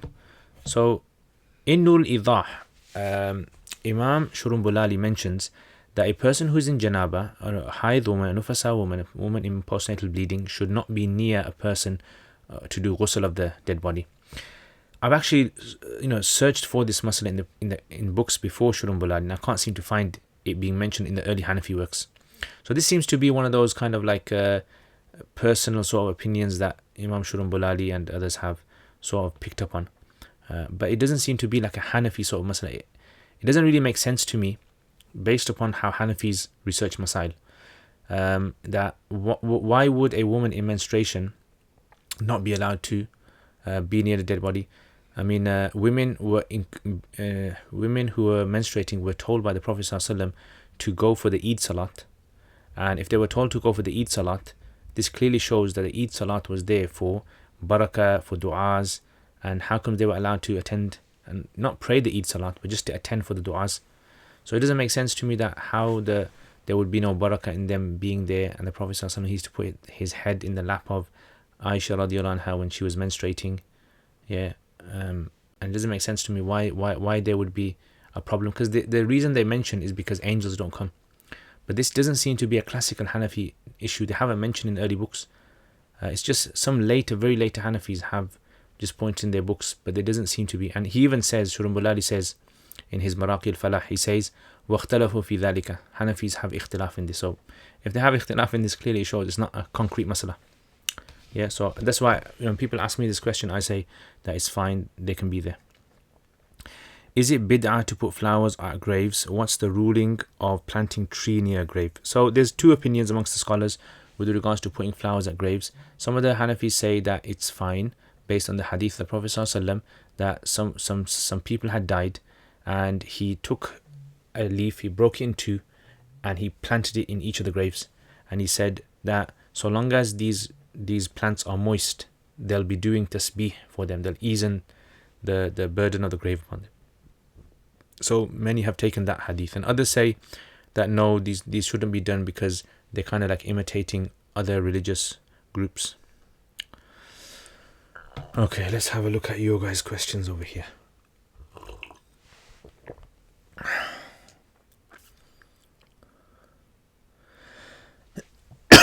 I've heard Safdar Alam, who has worked on Islamic banking, say that all Islamic mortgages aren't actually Islamic. They just hide the interest using different words. There's no interest-free option at the moment, but he has launched a digital Islamic banking system called Gitnia, which will pave the way for honest Islamic finance. Have you heard of this? No, I haven't heard of this, but I understand the concept that Islamic mortgages are not free of problems. Yeah, that's a well understood problem in the community. But yeah, it's like the lesser, because the problem is you always have some sort of, because the Islamic system works within a riba system. You can't escape it. The only way that we can escape it is if we create a dual system. So just like you have the riba interest-based system, we have another Islamic system which works parallel with it, which is independent of it. At the moment, we have nothing which is really independent of, which is on a big scale, anything independent. We have small little models, but nothing big. Ruling behind Hanafi, but I haven't read about Safdar Alam's issue. I haven't read that. Ruling behind Hanafi opinion on marriage without wali. Yeah, according to Abu Hanifa it's allowed, according to his two students not allowed. Okay, why now? I'm good, alhamdulillah, thanks for asking. Ustad, my favorite questions, mashallah. Is covering the head in salah mustahab? It's, again, this issue of attire in salat, as long as the aura is covered, everything else is based upon the urf of the society. So in other words, whatever clothing you wear outside, خُذُوا زِينَتَكُمْ إِنَّ كُلِّ مَسْجِدٍ, whatever zina you wear outside in public gatherings, that's what you should wear. That's what's mustahab for you to wear inside your salat. Uh, if I take a student loan out and carefully adjust my salary so I don't pay any repayments and no interest, it is therefore subsequently wiped away after 30 years. Is it permissible? Yes, because you're not breaking the you're not lying or anything. What are the restrictions on women wearing perfume? Is it only the bad intention that is sinful? So I would say it's if the perfume is worn with the intention of causing attraction. Yeah, that's basically what it is. So if it's just perfume that's just, can be smelt at close proximity to a woman, that should be okay. Nothing wrong with that. But if it's like crazy, dipped in perfume, kind of crazy woman, and then going around and deliberately trying to catch people's attention, make people turn their heads, that's the kind of thing which is disliked, because it goes against the idea of, the aura, the modesty, etc. Assalamu alaikum. Have you done a video on the Al-Jazariya Tajweed poem? No, unfortunately I haven't. How's Storm Dennis treating you? MashaAllah, Storm Dennis came to my house. Storm Dennis, we basically had a little chat. He made some trees on my street shake a bit. Yeah, made the car move around a bit. But yeah, he's okay. SMB, wa alaikum assalam. Have you ever used a Lush bath bomb? Lush bath bomb. Is that one of those kind of like you throw in the bath and makes bubbles? Is it that one? Have you bought any YouTuber products? YouTuber products. I don't know what's a YouTube product. Is it like merchandise? I get confused with that. Okay. I wanted to ask that since average age for girls to reach puberty is around 10 in Pakistan, would fasting become fard on them at such young age, especially long summer fast in Pakistan heat? Is there any leeway? Yeah, it'd become necessary on them. See, the thing is, I think people try to, think maybe, we feel more sorry for kids than people in the past used to feel sorry for them. I think maybe people think that now for some reason we feel sorry for kids more, and in the past they never used to feel sorry for kids. The thing is, I think we make kids too immature nowadays, especially in the UK, right? We kind of we're kind of so gentle and so cuddly wuddly with them that they remain immature for too long. And if you look at kids, for example, in Pakistan, India, Bangladesh, these places, third world countries, you find that they're very more mature at very young age. They're very more sensible in the way they approach things, and so yeah, they'll have to. Leeway would be. It's always been hot in Pakistan in summers, but if they can't fast, they just don't fast. If it's too hard for them, they break it. Simple as that. Yeah, if it's too hard for them, they break it. There's nothing wrong with that. They're not sinful. They just do qada when it's easier. Are we able to join prayers, Dhuhr and Asr and Maghrib and Isha if we are not sick or not traveling? No. Yeah, no. According to Hanafis, you can't. I don't know, why would you want to do that for? What the Hanafis do allow though, like Sheikh Anwar Shah Kashmiri mentions, that what is allowed is if a person was to pray the Dhuhr and Asr between the one shadow and two shadows. So if you go to my Quduri videos, I've done Quduri videos, and check out the one regarding the Salat times, and I've explained in there the one shadow, two shadows. So you check that out. And in between the Maghrib and Isha, when there's the redness in the sky disappears, which is known as astronomical twilight. So check that out, and I've explained there where the Hanafis allow this combination to take place, or some of the Hanafis. Okay, SMB, is intention really important for fast? I don't understand. Is intention really important for fast? Like, do you have to make an intention to fast? Is that what you're saying? Or if you can explain that. You should buy a Tesla truck. Yeah, if someone could buy me a Tesla truck, you imagine me going around in a Tesla truck, YouTubing from a Tesla truck, especially in like where I live. Okay, freebies. According to the Hanafi Madhhab, you can only combine. Okay. Alright. Okay, what do you do if you forget to recite Dua Qunut during the last rakat of Witr in Isha? You do Sajda Saw. Ustad, what do you think of a Westerner that mock our Nabi Sallallahu that he married at 6 years old and had sex with her? Maybe I got a wrong age, but the way they state like our Nabi is 6. Yeah, it's a common thing, unfortunately, that many of these Islamophobes are saying. But you have to remember, people said worse about him. People say worse about Allah. People say things about Allah, that he's got a child, he's got a son. That's one of the gravest things that you can ever say. and about the Prophet ﷺ, that he was a liar, that he was a poet, that he was a soothsayer, that he's a magician. Yeah, sometimes you've got to ignore these people.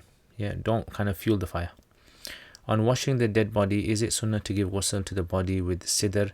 Is there hadith? Yeah, you can use anything. Sidr in them days, but you can use perfume in today's days, or shampoo, or anything, a substitute. Is covering the head whilst eating food mustahab or sunnah? No. People act like it's sunnah also. What about covering head when using the toilet? Is sunnah? No.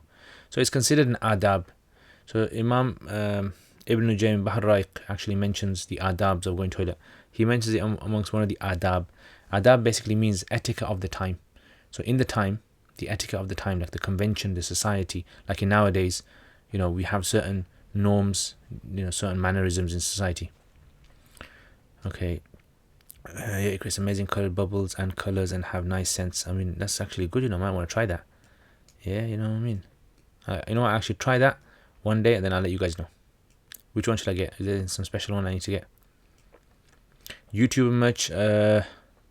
No, I haven't bought any YouTube merch. Okay, let's finish off these questions then. Okay, please can you tell me the ruling of Quran Khani, people gathering to recite Quran for the deceased or sick or new home? Yeah, these things are allowed as long as a person doesn't believe that they are necessary in Islam. So if you want to read the Quran on your own, it's fine. If you want to do it in a group, it's fine. If you want to do it because you want barakah, it's fine. The Prophet ﷺ says no group assembles in the house of Allah to recite the Quran and teach to to one another, except that the angels gather around them and they ask Allah for their forgiveness. Is it allowed to use razors to remove hair from the private parts? Yes, it's allowed.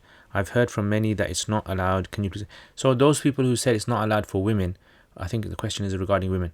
Those who said you can't do it for women is because they were saying basically it makes the private area brittle, like stubbly, and this might affect intimacy with the spouse.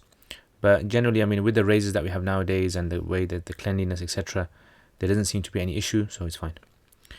Assalamu alaikum. What is the ruling for azan and iqama if doing the congregation at home? So yes, it's mustahab to do an adhan, and you should do an iqama. Can you please tell me if vanilla extract and vanilla essence is allowed? So vanilla extract is not allowed because it contains ethanol, and vanilla essence is allowed. So you can Google this. So if you Google it, you'll find vanilla extract contains about 20 to 35% alcohol in the ethanol, and vanilla essence, it contains a very minute amount, but the scholars have said it's allowed.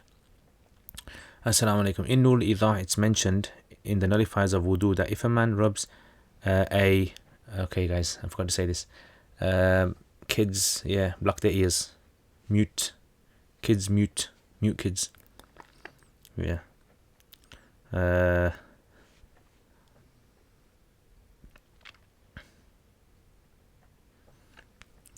okay, in Nur Idah, it is mentioned in the nullifiers of wudu that if a man rubs a vagina with his erect private part without a screen, the wudu is nullified. Does condom count as a screen? So if the man's private part touched woman's private part with condom, would it nullify wudu? Does the ruling apply both man and woman's wudu? So if a man's private parts touched a woman's private part without a screen, will the woman's wudu be nullified or only the man's? Okay, I'll explain this masala. So basically, according to the Hanafi school, the Hanafis say that wudu breaks if impurity exits the body, right? So impurity includes urine, it includes anything that comes out from the urethra, includes anything that comes out from the rectum, anything that comes out from the blood or mouthful of vomit. So this is something which Hanafi say breaks wudu. The question arises now is that according to this rule, if a man was to touch his private parts with a woman's private parts without a veil, that barrier, then this shouldn't break wudu. This is Imam Muhammad's position. Imam Muhammad said it shouldn't break wudu. But Abu Hanifa and Abu Yusuf rahimullah, they say it does break wudu, as it will most likely lead to something coming out like pre-seminal fluid or something. So this is why you should be very careful of this. So this is why they've said ihtiyatan, as it most likely it will lead to. That's why they say it will. But if a person can guarantee that nothing is coming out, then their wudu is fine. Okay, so again, going back to this argument of if there's a veil, I mean, the idea is that if a man was to touch a woman, for example, if a man was to kiss his wife and he became aroused, and then a few minutes later something started coming out from him, some preseminal fluid, that would break his wudu. So this is like more of an ihtiyat issue. Yeah, so again, so it all goes down to the idea of something coming out, preseminal fluid. It's not just the touching itself. Okay. Okay, mashallah, brother Kamran has donated. Alhamdulillah, jazakallah khair, brother Kamran. May Allah reward you immensely. Jazakumullah khair. Just saw the blue light flash up on the screen. Okay, assalamu alaikum wa rahmatullah, Shaykh. I have a question about fiqh books that deal with al-hadar wal-ibaha. We know that if the imam uses the term yukrahu or makruh, that what is meant is makruh tahriman, when the author does not explicitly mention that it's makruh tanzihan. But in these sections, there seem to be a lot of rulings that are seemingly impractical and seem to imply that the most of the Muslims are sinning. For example, rulings like yukrahu al-akl fi suq bi mar'a an-nas, yukrahu al-akl fi tariq wal akl fi dhulma manhi anhu. How do we deal with understand these issues? May Allah bless you. Okay, so good question this is. So the Hanafis have sections in their books which are known as hadar wal ibaha. These are like miscellaneous topics to do with things Muslims should not do, right? So they talk about things like lowering the gaze, or they talk about things like wearing gold and silk for men, etc. These kind of things. So in these chapters, most of these chapters are actually written by later Hanafis, right? So like for example, Nahlawi has his hadar wal ibaha, and Ibn Abidin has his section hadar al ibaha. So generally these issues of hadar al ibaha, the problem is with these is they're not all necessarily based upon the early Hanafi works. These are things which later Hanafis, they've done their own research and have added like things from different madhhabs and things from their own understanding of hadith, and they've kind of put them together. And a lot of these kind of things also have this element of like spirituality as well in there, that what they believed in their days would be spiritually non-conducive to a person. Yeah, so this is why you find things like they say in their days, for example, there weren't restaurants in their days, so eating out on the streets was considered to be something that was rude. So they would say it's makruh to eat like this. Why? Not because Allah has said so or the Prophet ﷺ said so. It's because it's just something. How can a Muslim eat on the streets? It looks rude, right? Imagine, it's like nowadays people spitting on the street. Yeah, spitting on the street, which in some societies is fine. Some societies, like for example, urinating on the sidewalk is fine. Some societies consider it to be very rude. Some societies consider breaking wind in public okay. Some societies consider it rude. So it's all about those kind of things. So these kind of issues that you've raised, yeah, these are problematic, because what happens is some of the people, they introduce things from different books, different topics, and they mix them together. So you kind of you don't get the true like Hanafi understanding of that issue. So this is why you have to be very careful with the later Hadar Ibaha books, because there's lots of ghith or as-samin in there as well. So you got to be quite careful. So what I would say is these kind of things is you have to understand it in the context of today's society. So eating in today's society in a public is a norm now. Scholars do it, it's just a norm. No one considers it bad. Very few people might say you shouldn't eat outside, but that's like a very marginal opinion in that. Okay, question. Sometimes when you eat dinner and you can't finish your plate, is it haram to throw away the rest in the trash? Is the amount that you throw in the trash important when considering the question? How much will be haram? So when it comes to haram, first of all, it's haram to waste food. And what is wasting food? Wasting food is basically when you deliberately take food and you throw it without any reason. But if food is going to go bad and no one's going to eat it, then throwing it away is allowed, because there's no one really going to eat it. And the other thing is, you don't force yourself to eat food as well. So by forcing yourself to eat food and making yourself vomit, that's also wrong as well. So in this case, what I would say is you just use, in this kind of situation, common sense as well. So what is common sense in this situation? Common sense would be that you look that if there is food, you put yourself enough food that you need, and the rest of it, obviously, you leave it for another time, or you gift it to someone, ideally. And if there's no one out there who's going to eat the food and it's going to rot, throw it away. You won't be sinful for that. And if you go to the shops and they give you a large portion of food, what I tend to do is I'll eat as much as I can, and the rest of it I'll just ask them if they can package it, and maybe I'll take it home if it's not going to go off, and I'll eat it later on, and so on and so forth. Yeah, so this is the basic. So there's not like a specific, like a defined line. You have to kind of use common sense in these kind of situations. All right, so yes, you can throw away food, but I would say if it's clearly going to go to waste, then it wouldn't be allowed. I am feeling far away from Allah and I hate myself for it, because I know that without Allah I am nothing. I do pray, but I am struggling to find khushu in my salah. Is this a punishment from Allah on me? Okay, so this is a good question. A lot of people ask this question. That and you know, the honest truth is, it happens to everyone. Iman, don't think of Iman as like a chart that goes up. And if your chart is not going up, that your Iman is wrong. No. Think of Iman as it's oscillating. Sometimes your Iman is going to go very high, sometimes it's going to go very low. Right? It's just all over the place. And this is why the Prophet ﷺ, he mentioned about the believer is like a date palm tree. And when the wind comes, it'll push him to one side and it'll push him to another side, but eventually it comes back to its original state. So I think we need to always remember this kind of thing as well, which is, you know, we are struggling, we're going through a struggle, and we need to help each other with this struggle. And just keep on going, just try to do the small little things that you can. And remember, don't think of it as a punishment from Allah. Always think of it as a test from Allah. Prophets were tested. You know, the best people on the face of the earth were tested. If they were tested, then it means that, you know, we aren't better than the prophets, right? So therefore, if they were tested, then we're going to be tested as well. And in the Quran, Allah mentions that, do you think you're going to enter Jannah and you're not going to face the tests that came to the people who came before you? You obviously will. So may Allah give you strength. May Allah give you firmness in your faith, in your iman, and steadfastness in your acts of worship. Okay, next question. Salams, a question of the meaning of suluk in Arabic, and is there any mention in hadith? So suluk, salaka yasluku, it means to take up a path, to adopt a way. So this word is used in the Quran, and it's used in hadith as well, but it's not used in the context of spirituality. Yeah, it's used in the context of like taking up a path or going on a journey somewhere, like a physical journey. And this has been used by, I think, later on people for tasawwuf, for spirituality. You're going on a path, you're doing suluk, you're adopting a path, and the salik and the etc. Another question is, what is meant by reaching the state of fana, annihilation? Is there any mention of this in the Quran, hadith?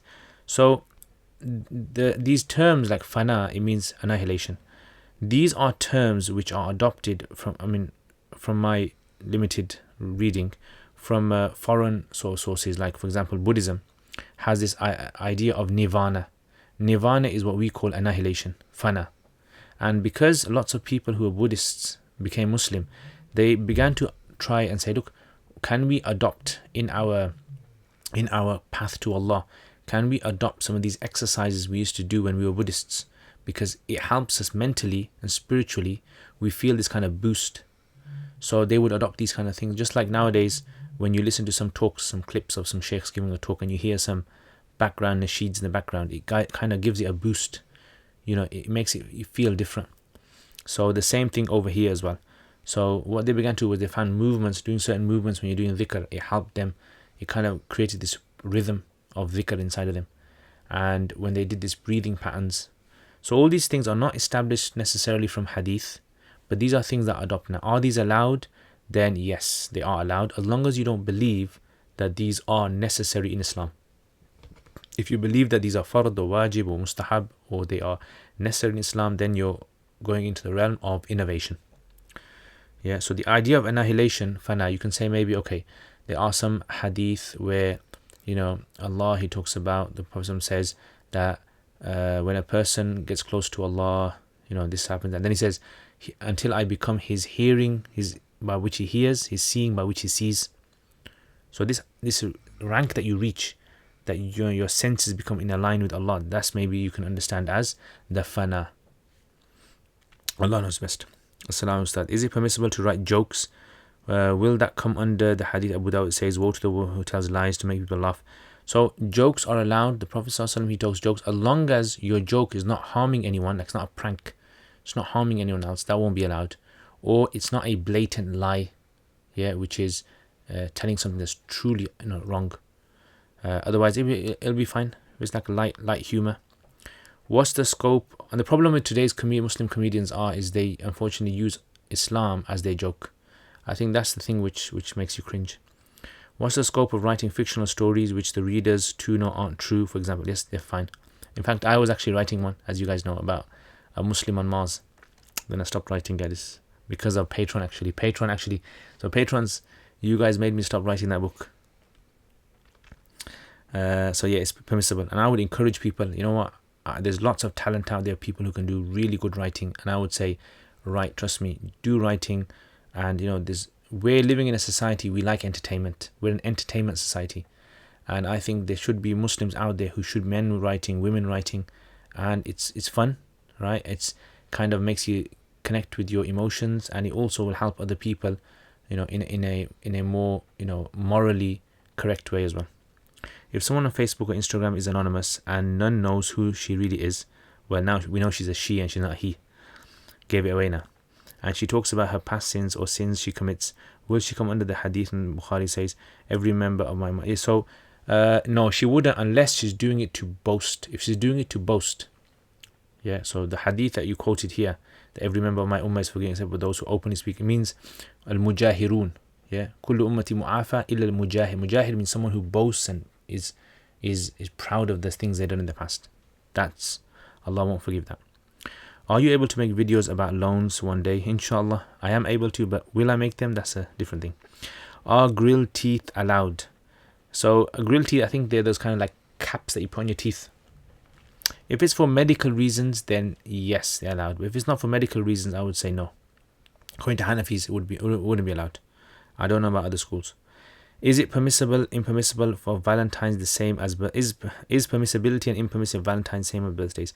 I mean, the honest truth is I don't know why people make such a big fuss about Valentine's Day. Right? I have no idea. I don't think it's something religious. Although it's attributed to Saint Valentine's, I don't know any religion that religiously worships Valentine's Day. Christmas is different. Christmas, you clearly see a correlation between Christianity and Christmas. But with Valentine's Day, I don't see any religious. Yes, obviously, if a person is going to celebrate Valentine's Day with the haram way, like with the, a person who they're not supposed to have a relationship with, that's haram, obviously. But if they're doing it with, someone who it's halal to share their feelings with, then why not? I don't see the problem with Valentine's Day. I mean, unless someone can mention the reason why, and I can look it up, and then maybe I might change my opinion. But I don't see what the issue is. Because you see on social media, some people are so strict and they say, I'm a Muslim, and they put their finger up in the air, shahada, and say, I say no to Valentine's. And I don't understand, like, why is this whole... Why do you have to be so vocal about you're a Muslim? We know you're a Muslim, bhai. You don't have to go on the street saying the kalma to every Tom, Dick and Harry.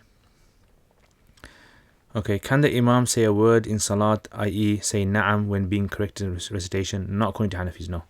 As someone who went through a rigorous madrasa system, what practical time management productivity tips do you have? I mean, I would say it differs from person to person. But what I would say is that a person who, and myself, a person who is very productive when it comes to being accountable for the actions.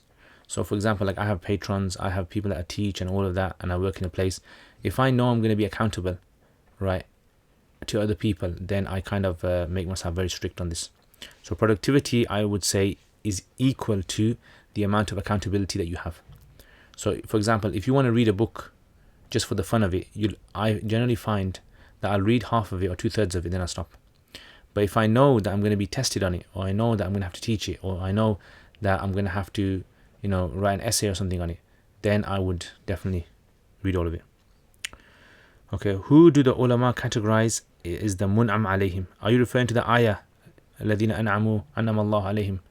Well, that's clear. In the ayah it says, مِنَ النَّبِيِّينَ, the prophets, وَالصِّدِّقِينَ, those who accepted the prophets, وَالشُّهَدَاء, and the martyrs, and the salihin, the pious. Four groups of people. What does the completed half of your deen actually mean? So, talking about the marriage, yeah? Complete half of your deen. So Imam Ghazali rahimahullah says that the hadith that says when you get married you complete half your faith, he says this hadith basically is referring to the two reasons why people's faith gets destroyed: private parts and the stomach. Yeah, and the Prophet said that whoever protects their private parts and their stomach, I guarantee them Jannah. So when you get married, you generally protect your private parts. Not all the time. Obviously, some people fall into zina, fornication. But generally, a person who gets married protects their private parts because they're able to fulfill their sexual desire in a halal way. And the stomach one is like, that's left now.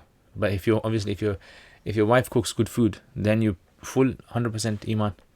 So it's like, that's what Imam Ghazali argues, and Imam Qurtubi says this as well, and others have generally kind of said the same thing. So it's all about the basic issue of completing half your faith with regards to fulfilling that sexual sort of urges. Is there a hadith that says that son's wealth is his father's wealth? Yes. Anta wa maluka li abika. There was an incident where the man came to the Prophet ﷺ. He complained about his father wanting his wealth, and the Prophet ﷺ said to the man, he said, you and all your wealth belong to your father. But the Hanafis say, what this does not mean that the father is the owner of your wealth. There's a difference between belongs to your wealth and he's the owner. In other words, the Hanafis say that the reason why the father is not the owner of your wealth is because when you die, your father doesn't take all your wealth. Because if it belonged to him, when you die in inheritance, he only gets a portion. So this is why they say that in the time of need, your father can take from your wealth as much as he requires to cope in financial problems. But in the time of ease, he can't take a penny from you without your consent. Okay, is home care, boiler care allowed, especially in winter months? Some ulama have allowed that, yeah, in the UK. Some ulama in the UK have allowed this because of, again, necessity. Because the concept of necessity and ease. Alhamdulillah. All of the curious cat ones are done.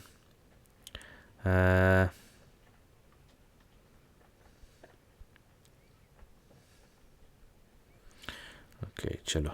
Let's check out the rest of your questions that you guys have got. MashaAllah, brother Kamran. You did it today, bro, with £3. May Allah subhanahu wa ta'ala reward you with that. Alhamdulillah. Jazakumullah khair.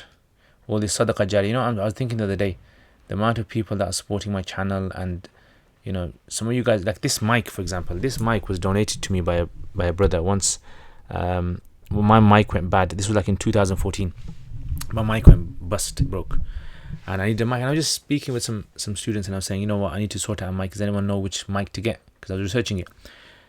So anyway, this guy contacts me the next day and says to me, he goes, there's a guy whose parents have passed away and he wants to do Sadaqa Jariyah.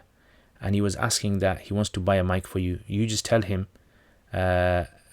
which mic and he'll get it for you. So I said, okay. So I did the research. A few days later, I texted him. I said, look, this is the best mic I've seen for podcasts and live streaming, all that. So I told him, and he got me the top of the range one. And, mashallah, since then I've been using this. Nearly all my videos I've made, the ones I've been using this mic. So imagine his parents passed away, are getting Sadaqa Jariyah for everyone who's been learning Quran from my videos. Everyone's learning fiqh, everyone's learning hadith, everyone's lives have changed, everyone's who's come back to Islam because of them or whatever. You guys watching the live streams as well, answering your questions. All of this Sadaqa Jariyah is going to his parents. Subhanallah, imagine that. So you don't even realize the Prophet ﷺ, said on the Day of Judgment, some people will come and they'll have deeds that they couldn't even imagine. May Allah reward them. Okay. Right, so your question. Is it okay to initiate greetings by saying Assalamu alaikum to non-Muslims in countries like Pakistan, where saying salam has become a cultural thing and not? Yes, it would be allowed according to Hanafis. Hanafis generally say that if it's for some haja, you can say it to them. Yeah, because the hadith was where people were kind of taking advantage of the Prophet ﷺ. Jahangir, wa alaikum assalam. Jahangir, mashallah. Jahangir, yes, this is our salam. We give salams like this. Yes, Jahangir. Do you think that the Deobandi-Barelvi rivalry is dying down? Did you experience it in Pakistan or in England? Yeah, unfortunately, in Pakistan, in many places there is, but the problem is it's not everywhere in Pakistan. The thing is, a lot of people think that the issue between Deobandi and Barelvi is high is because the people who are promoting it are not the kind of heads of Deobandi and Barelvi movements necessarily. It's actually people who follow them. It's usually the people who are most active on social media nowadays are the ones that cause the most problems. So they are the ones who are reading into texts that each have said and using as ammunition against each other. Whereas in reality, if Deobandis and Barelvis sat down in a room right? I guarantee you 90% of the disagreements that they talk about are going to be resolved. It's just semantics. Guarantee you, without a doubt. Get a Valentine's bath bomb, but they might be sold out now. Okay, next year. Damn, many sensitive questions today. Some vanilla extract have no alcohol nowadays. Best to check ingredients. Yeah, okay, yeah, fair point. Ammar, what kind of hobbies do you enjoy? Drawing, badminton, anything else? Yeah, so I like writing nowadays. Have you seen my Arabic writing? I'm into Arabic writing mode now. So if you check out my social media, I do lots of Arabic writing. So I like writing, painting or drawing. I like reading, obviously. Badminton. I'm supposed to go badminton tomorrow morning as well. I'm thinking, do 2 mines. Shall I go 9 a.m. in the morning? And what else do I like? Yeah, I think teaching. I like teaching. I love teaching. Usul fiqh. I like teaching usul fiqh, especially students who are keen on usul fiqh, who like studying usul fiqh. Yeah. Some nice poetry, please. Oh yeah. Oh, you're supposed to say some nice book, please. Okay. Assalamu alaikum. Alaikum assalam. Khairul. Kenny Ruiz. Wa alaikum assalam. Brother Ahlan wa Sahlan. S. Hussein. Can you kill spiders in the house? Yes. You're allowed to kill them. Black Pharaoh. Can I use red food coloring? It has E120, which is okay, yeah. Which is, I don't know how to pronounce this word. Is it cochineal or is it cochineal? Yeah. Or it's carmine, basically. It's known as carmine. Blood of insect. According to Hanafis, no. But according to Malikis, it's totally fine. Yeah. Again, it's like one of those kind of like on the border issues.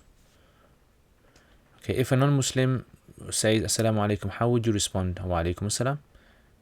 I've heard you shouldn't reply with wa alaikum assalam. We shouldn't send peace upon. Yeah, so again, so this ruling of saying wa alaikum assalam, the Hanafis have said that this hadith is based upon a situation where the opposite is going to abuse this. But if there's a haja or a need, you can say it. So if you go to, for example, Pakistan, I remember in our madrasa, there used to be a guy called Asif, and he was a Christian. I didn't know he was Christian. He was Punjabi, and he was a cleaner. And generally, the cleaners in Pakistan are Christian. They're like very proud cleaners. Everywhere they do their job very nicely, but they're Christian. You can't even tell they're Christian. They give you salam. Their name's Asif, right? And one day I remember I met him, and I said, I haven't seen you for a few days. He goes, oh yeah, it was Christmas. And I, Christmas? He goes, yeah, I'm Christian. I go, okay. And then it we became friends. And he'd give salam, I'd give him salam. So yeah, so you're allowed to give salam if it's, as long as it's, so, if it's in a situation where there's some sort of like good coming out of it. Valentine has pagan origins, apparently. Yeah, that's the issue. Lots of things in the UK have pagan origins. Yeah, lots of people's names, lots of days and names of the week, lots of these companies' names. Okay. Is following Valentine's Day not going down the lizard's hole? I mean, I don't understand, why would it go down the lizard's hole? I mean, if someone is scared that if you were to say Valentine's Day is allowed, then it's going to, like, okay, let's say bank holiday Monday. But should we allow bank holiday Monday? Because, a man and woman might book a hotel and they might start doing things. So is it going to lead to a lizard? So, as in, where do we draw the line? That's the question. Where do we draw the line? This is why institutes set deadlines for essay, etc. It helps increase student productivity. Yes, definitely.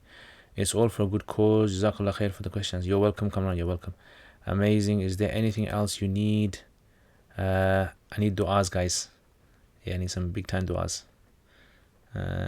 Now there's Galentine's Days for all those gals to get together. Galentine's. I had some Broentine's Days.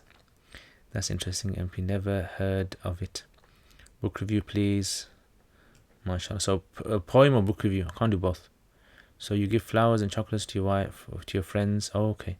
How come in many Hanafi books mention Imam Malik allowing muta and anal sex? Is this true? So this is what we call an unverified quotes, references. So this used to happen in the past. So you'd have just like newspapers nowadays, they have unverified facts in their newspapers and they have to retract them. So this happened in the past as well, where sometimes an unverified issue was attributed to Abu Hanifa. It happened many times. Khatib al-Baghdadi has a whole section on it about Abu Hanifa. And the same happened to Imam Malik, the same happened to Imam Shafi'i, and so forth. So this issue is mentioned in Hidayah. Hidayah does mention, Fathul Qadir does mention it. But then when you retrace, that's the good thing why we have a sanad in our system. So everything has to be traced back with a chain. And if you can't find that chain, that statement is useless. Can we eat food with shalak? Mufti Taqi Usmani has said it's okay. Yes, it's allowed. Yeah, so Mufti Sarfraz, who is one of my colleagues where I teach, he is a student of Mufti Taqi Usmani, and he's actually done research on this and got it verified with Mufti Taqi Usmani, and he says it's fine. Because it's basically Hanafis say that an animal that excretes something which is not part of the intrinsic animal is not haram. So like rene is not haram. So rene is basically found in the lining of the stomach of a cow. So the Prophet ﷺ, he used to get cheese from Iran, Persia. And the only way to make cheese in them days was you get milk and you put it inside the stomach of a calf and you leave it hanging in a cool place and it starts to settle and it becomes cheese hard. So if the Prophet ﷺ used to eat cheese coming from Persia, and the Persians were, fire worshippers, they clearly didn't slaughter animals in the halal way. That means that cheese would have clearly been coming from the stomach of a non-slaughtered cow. So this shows that the lining of that cow and the enzymes inside of that were okay. And likewise musk. So the Prophet used to use musk, and that musk would have come from a deer, and that deer wouldn't necessarily have been slaughtered in the halal way. So this is why there are certain parts of animals which are exempted from the ruling of an animal. Yeah, and shalak is basically the ifrazat, the kind of excretions of these beetles that are found in areas like Thailand. Okay, what's your opinion on going to university after doing Alima course? I think it's a very good thing. Yeah, I think it's a very good thing. Technically, look, I think, what's the whole point of an alim? The whole point of an alim is so that the alim knows exactly how the society works and can benefit the society in the best way possible. So this is why there are some alims who are going to have to be very good at teaching the traditional books. There are some alims who are going to have to be very good at giving talks. Some alims who are going to be very good at answering people's questions. Some very good at, maybe in schools or in companies and stuff like that. So I think scholars need to get into these kind of things, because if you're living in this country, you need to understand the mindset of the country. You need to understand secularism. You need to understand education system, the framework that the whole society is based upon, the philosophy of the society, and then you can actually start explaining it to people in the best way. Now, if you have graduated from a madrasa and you don't want to get into that kind of stuff, that's fine. Then you just have to just keep teaching and doing whatever you do in your small circles. But if you want to impact the wider community, you need to have an understanding of the problems of wider community. Like, for example, Orientalism. You need to understand other things as well. So I'm really for it. Okay, I think it's more of a get together. Okay, are there any Sunni scholars which allow mut'ah based on what Ibn Abbas allowing it? Not to my knowledge. Allah, I haven't really kind of read into it too much, so I'm not kind of like fully aware of all the opinions. But in the four madhhabs, no. Will the kafirs be questioned at the day of judgment?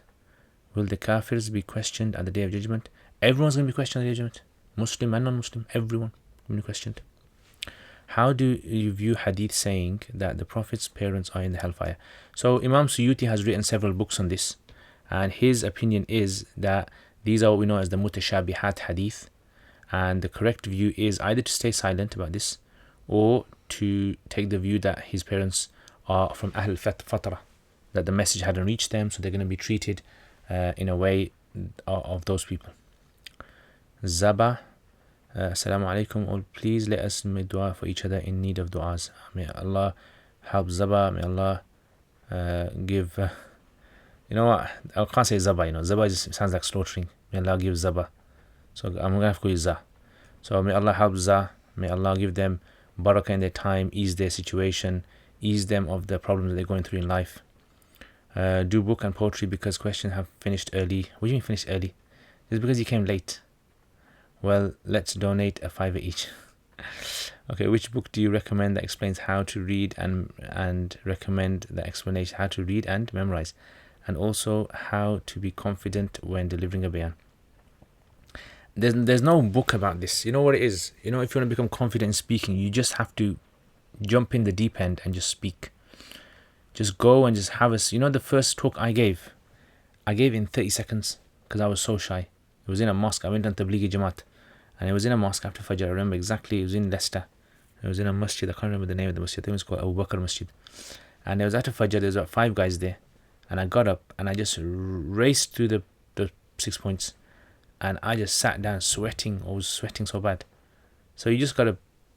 The example that someone gave me once was, you know, these horses when you're going on the motorway, and you see horses on the side. Why are those horses not jumping up and down and, you know, scared of the cars? Because what happens is the horses, they see the cars every day, and then they become so accustomed to the cars that they don't feel afraid of them anymore. This is what the speaker has to get themselves used to. The biggest thing is you have to break your fear of who you're speaking to. So don't be scared. You have to stand up. There's no kind of point of reading books. You can watch these TED Talks. There's some good TED Talks on how to become a good orator or a speaker. Check them out. But the main thing is just going for it. Don't be shy. Just go for it. Okay. Next, Nafisa Ghafoor. Assalamu alaikum. Which book do you recommend studying after the fiqh book Hidayah? So after, it depends what you studied before that. But generally, I would suggest a person studying Sharh al-Wiqaya. I would suggest it after Hidayah. Normally people do it before Hidayah. After Hidayah, or even studying something like Bahr Ra'iq. Yeah, Bahr Ra'iq is very good. Studying that. Black Pharaoh, how do I learn Urdu fast? I have no knowledge in Urdu at all and I want to learn it quick. There's actually online, if you go on YouTube, there's some good people that have done like series on YouTube on Urdu. Check it out. Just type in how to learn Urdu and you'll find loads of resources. Main thing again in speaking is just speak. Urdu mein baat karo. Yeah, like they say. That's where the Urdu finishes. Yeah, so I can speak Urdu, I can understand Urdu. I was in a same situation. I actually learned Urdu. I remember it was in school. Basically, there was GCSE Urdu. Either you go into GCSE French or GCSE Urdu. Who's gonna go to France? Who's gonna live in France? What's the point of studying Common Tapel 2? Forget that. So I thought I'd go in Urdu, but then I found out I don't know Urdu myself because I speak Pashto at home. So anyway, I used to go to my granddad and I used to read a little bit of Urdu so I could get through. And in my GCSEs, in GCSE Urdu everyone gets A star. I didn't. I got a B or a C. So then when later on I decided to go madrasa and all that, I learned Urdu just by environment. I learned about the environment, listening to people, speaking to people, reading books, forcing myself to understand. That's how I learned. Okay. Watch Pakistani dramas. Yeah, Pakistani dramas. Actually, don't watch Pakistani dramas. You probably end up, just start causing dramas yourself in life. Okay, it's Zahra. Zahra, may Allah give Zahra barakah in her time and effort and save her from calamities and give her ease from any hardships. Which book and author was it which you said the Prophet ﷺ's wives cut her hair short? Like, this is Imam Muslim. Imam Muslim says in chapter of Hayd. And no questions normally finish at midnight. Oh, mashallah. MashaAllah. So is that like a hint? Ustad, what is the opinion of the Ahnaf on eyebrows and plucking? I mentioned this last week. Or was the week before? So according to Hanafis, that the women are allowed to remove hair between the eyebrows, or for totally, and they can lighten the eyebrows. In other words, if they're bushy, they can lighten them and they can fix their shape, as long as they don't thin them. The thinning is the issue. So most of them say they can't thin them. Some of them have even said that if the husband wants that, then there's scope for it. Mr. Toons, where can we find the brunt of that about the kafirs that would be questioned? In the Quran. Yeah, so in the Quran, Allah mentions about the questioning. So everywhere where Allah mentions about the questioning, yeah, that they'll be questioned.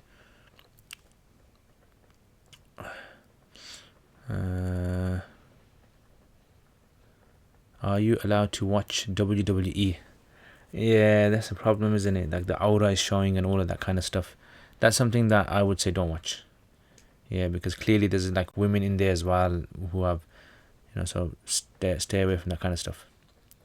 Is it easy to get mind blanks when it's easy to get mind blanks when speaking though? Yeah, it is, definitely. Yeah, definitely. But you know what? You're going to have to break that fear. That's the thing. A lot of people don't want to break that fear. They're shy. Yeah, they're scared of it. They think, I don't know, they think something's going to happen to them. But end of the day, yeah, you know what happens by. Okay, so as I promised, let's go finish off these. This is the book Shaheed, the Shaheeds. Let's finish off those who are called Shaheed. Yeah, so let's start off from number 30.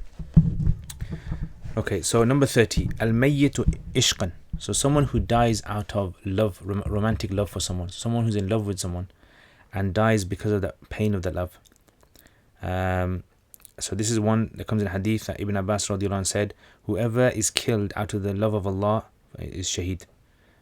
So some have said it's love, just general love, and some have said no, it's love of Allah. Number 31, whoever dies وهو طالب العلم, studying knowledge. Look at that. Number 32, someone who dies because he's been oppressed by a leader. So a leader, government has oppressed him. Number 33, a murabit, someone who is guarding the borders of the Muslims and dies, even if he dies on his deathbed, like dies of natural causes, but he's there guarding the border. And some of them have said, like nowadays Palestinians fall under this because they're guarding Masjid Aqsa. Number 34, sahibun nadra, someone asked this question, didn't they? Someone who's been affected with evil eye and die because of that.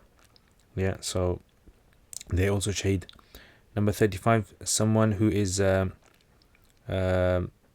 away from their lands, dies in a strange land. Number 36, someone who dies ill, in an ill state, coronavirus. Number 37, a woman who dies postnatal bleeding. Number 38, someone who leaves their reward to Allah. Number 39, someone who is in love with someone and then protects themselves and conceals it and dies concealing their love. Number 40, someone who says every morning أعوذ بالله السميع العليم من الشيطان الرجيم and then reads the last 3 verses of Surah Hashr and then dies in the day. Number 41, whoever dies in the state of wudu.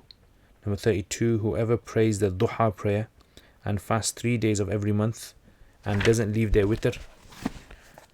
Number 43, whoever dies on the Friday or on the Friday night, meaning Thursday night.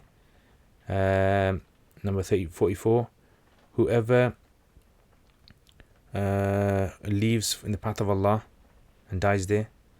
Number 35, someone who is frightened dies out of fright, like they're frightened to death. Number 46, someone who stands up to an evil ruler and is killed. Number 47, someone who a woman who has patience upon the difficulty she's going through and dies, she becomes shaheed. Number 48, whoever says every day 25 times Allahumma barik li fil mawti wa ma ba'da al-maut. Number 49, whoever holds fast to the ways of the Prophet ﷺ in the time of tribulation. Number 50, a mu'adhin who seeks reward in giving adhan. 51, whoever lives treating people in a nice way, like a good person, someone in the community who's a good person and dies. Number 52, someone who imports food for Muslims and dies whilst doing it. Number 53, a man who strives to earn for his family, for his wife and children and dies. And number 54, someone who dies who says this, La ilaha illa anta subhanaka inni kuntu min al-zalimin. Number 55, whoever reads every night Surah Yasin and dies. Number 56, whoever spends the night in the state of purity. And number 57, whoever sends salutation to the Prophet ﷺ 100 times every day. And number 58, the last one, whoever is eaten by a predatory beast. There you have it. Finished all of them. Alhamdulillah, alhamdulillah, alhamdulillah. Okay.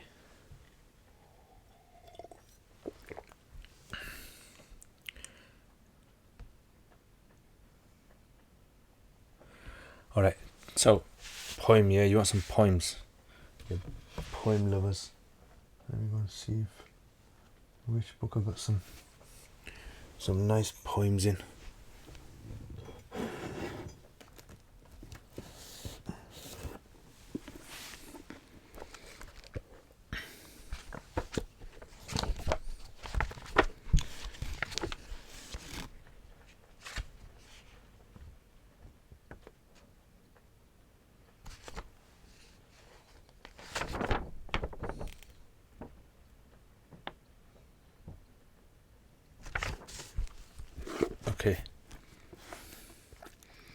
Okay, let's look at this then. So, this is a poem, okay?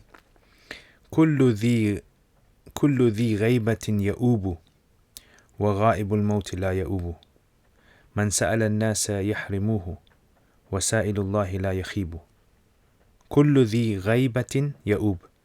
Every person who is absent will come back. وغائب الموت, but the person who is absent because of death لا يؤوب, will never return. من سأل الناس, whoever asks from people, يحرموه, they usually deprive him. وسائل الله, and the one who begs from Allah, لا يخيب, he never lets them down. That's a nice point. Okay, this is another a good book. Obviously you guys want like love poems or something, don't you?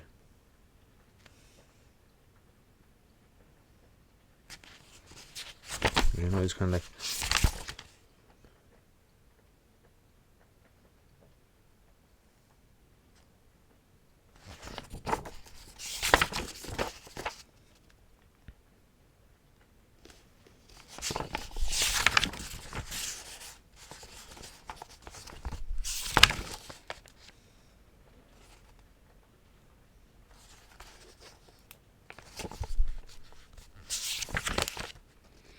okay, let's do another one.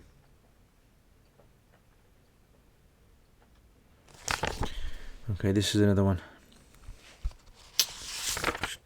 على قدر أهل العزم تأتي العزائم وتأتي على قدر الكرام المكارم وتعظم في عين الصغير صغارها وتصغر في عين العظيم العظائم. على قدر أهل العزم, according to the status of the people of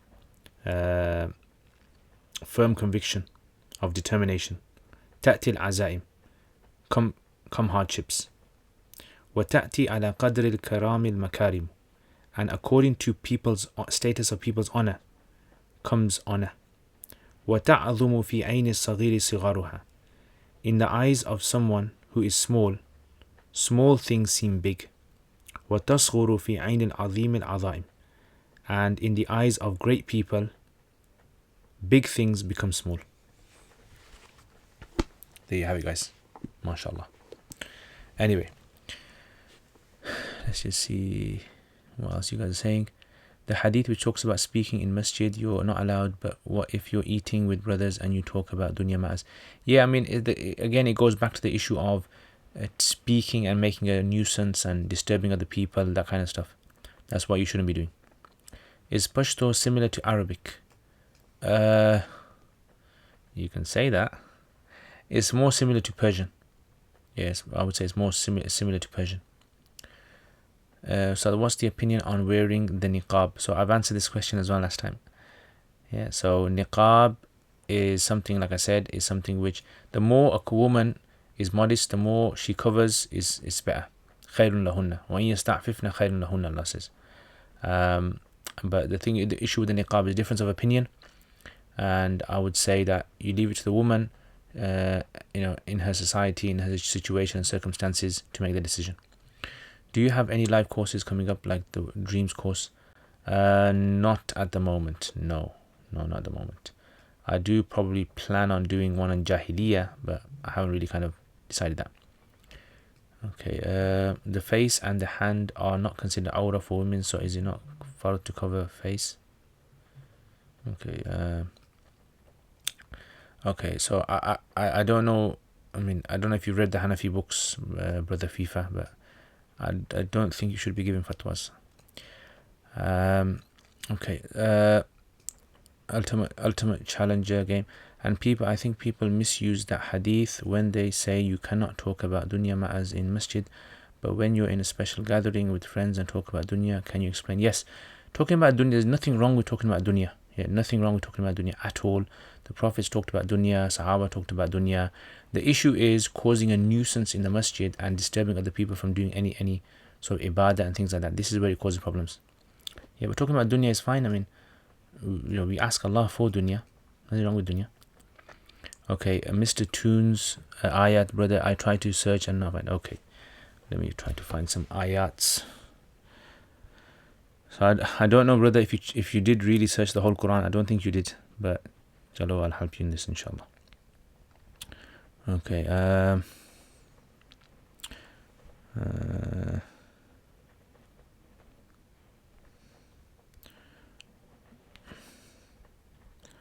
آيات حول الحساب يوم القيامة.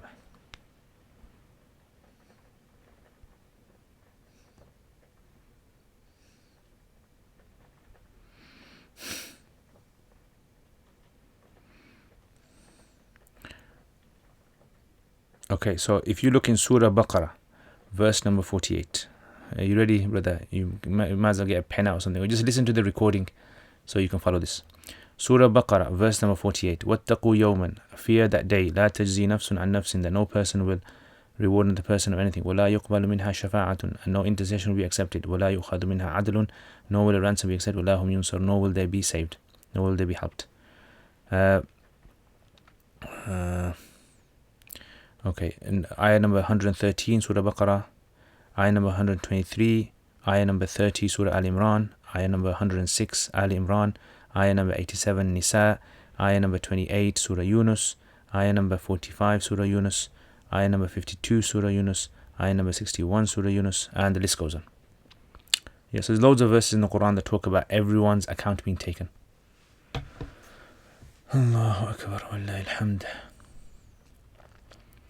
Okay, Zara, brother, why is the dua of a married man accepted? Does the same apply to? Yes, definitely, why not? Married man, everyone's dua is accepted. MashaAllah, beautiful. Jazakallah khair for everything. Daily poetry by Insta stories, please. Chalo, theek hai, inshallah. I'll try to do it, inshallah. Maybe not every day, but maybe a few times in a week, inshallah. Maybe a few times in a week. Chalo, jazakumullah khair, guys. Thank you for all your participation today, and may Allah reward all of you guys. Alhamdulillah. Don't know how long. I think today's probably been the longest. Yeah. Jazakumullah khair, Kamran, again, once again. May Allah bless you. May Allah put barakah in your wealth and health and time and efforts, and remove all calamities that you're facing in life. Is there anything else anyone wants to say? Okay, so last thing, guys, as I always ask in the end, who's first time here? Who's a first timer? Put it up if you're a first timer, inshallah. And Americans, right? I like to see Americans. So Americans, if you're Americans, you guys are here. Put it up. And Americans includes Canadians as well, but you have to say you're Canadian. Okay. Afdal Saifullah, assalamu alaikum warahmatullah. I've just started learning Sarf and Nahu from an Urdu speaker, and my Urdu isn't great. Is it still possible to learn Arabic high? Possibly, but it might be a bit slower for you. Possibly, but it might be a bit slower. Yeah. I mean, personally, I say if you want to learn Arabic, learn Arabic. I learned Arabic through Arabic, which was a very tough way, and I don't think a lot of people can do that. But I would say learn it in your own sort of like language first of all, and then later on you go into the Arabic in Arabic. And my tea's gone cold as well this week. I think I blame it on what's his name, Dennis, Storm Dennis.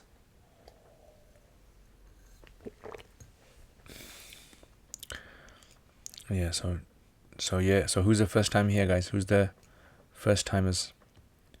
Any more first timers? No first timers?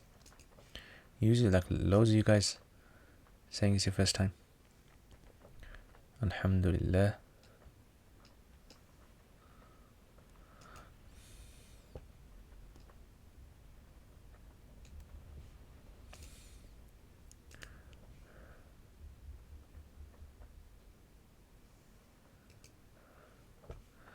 Alright guys, so Jazakallah khair.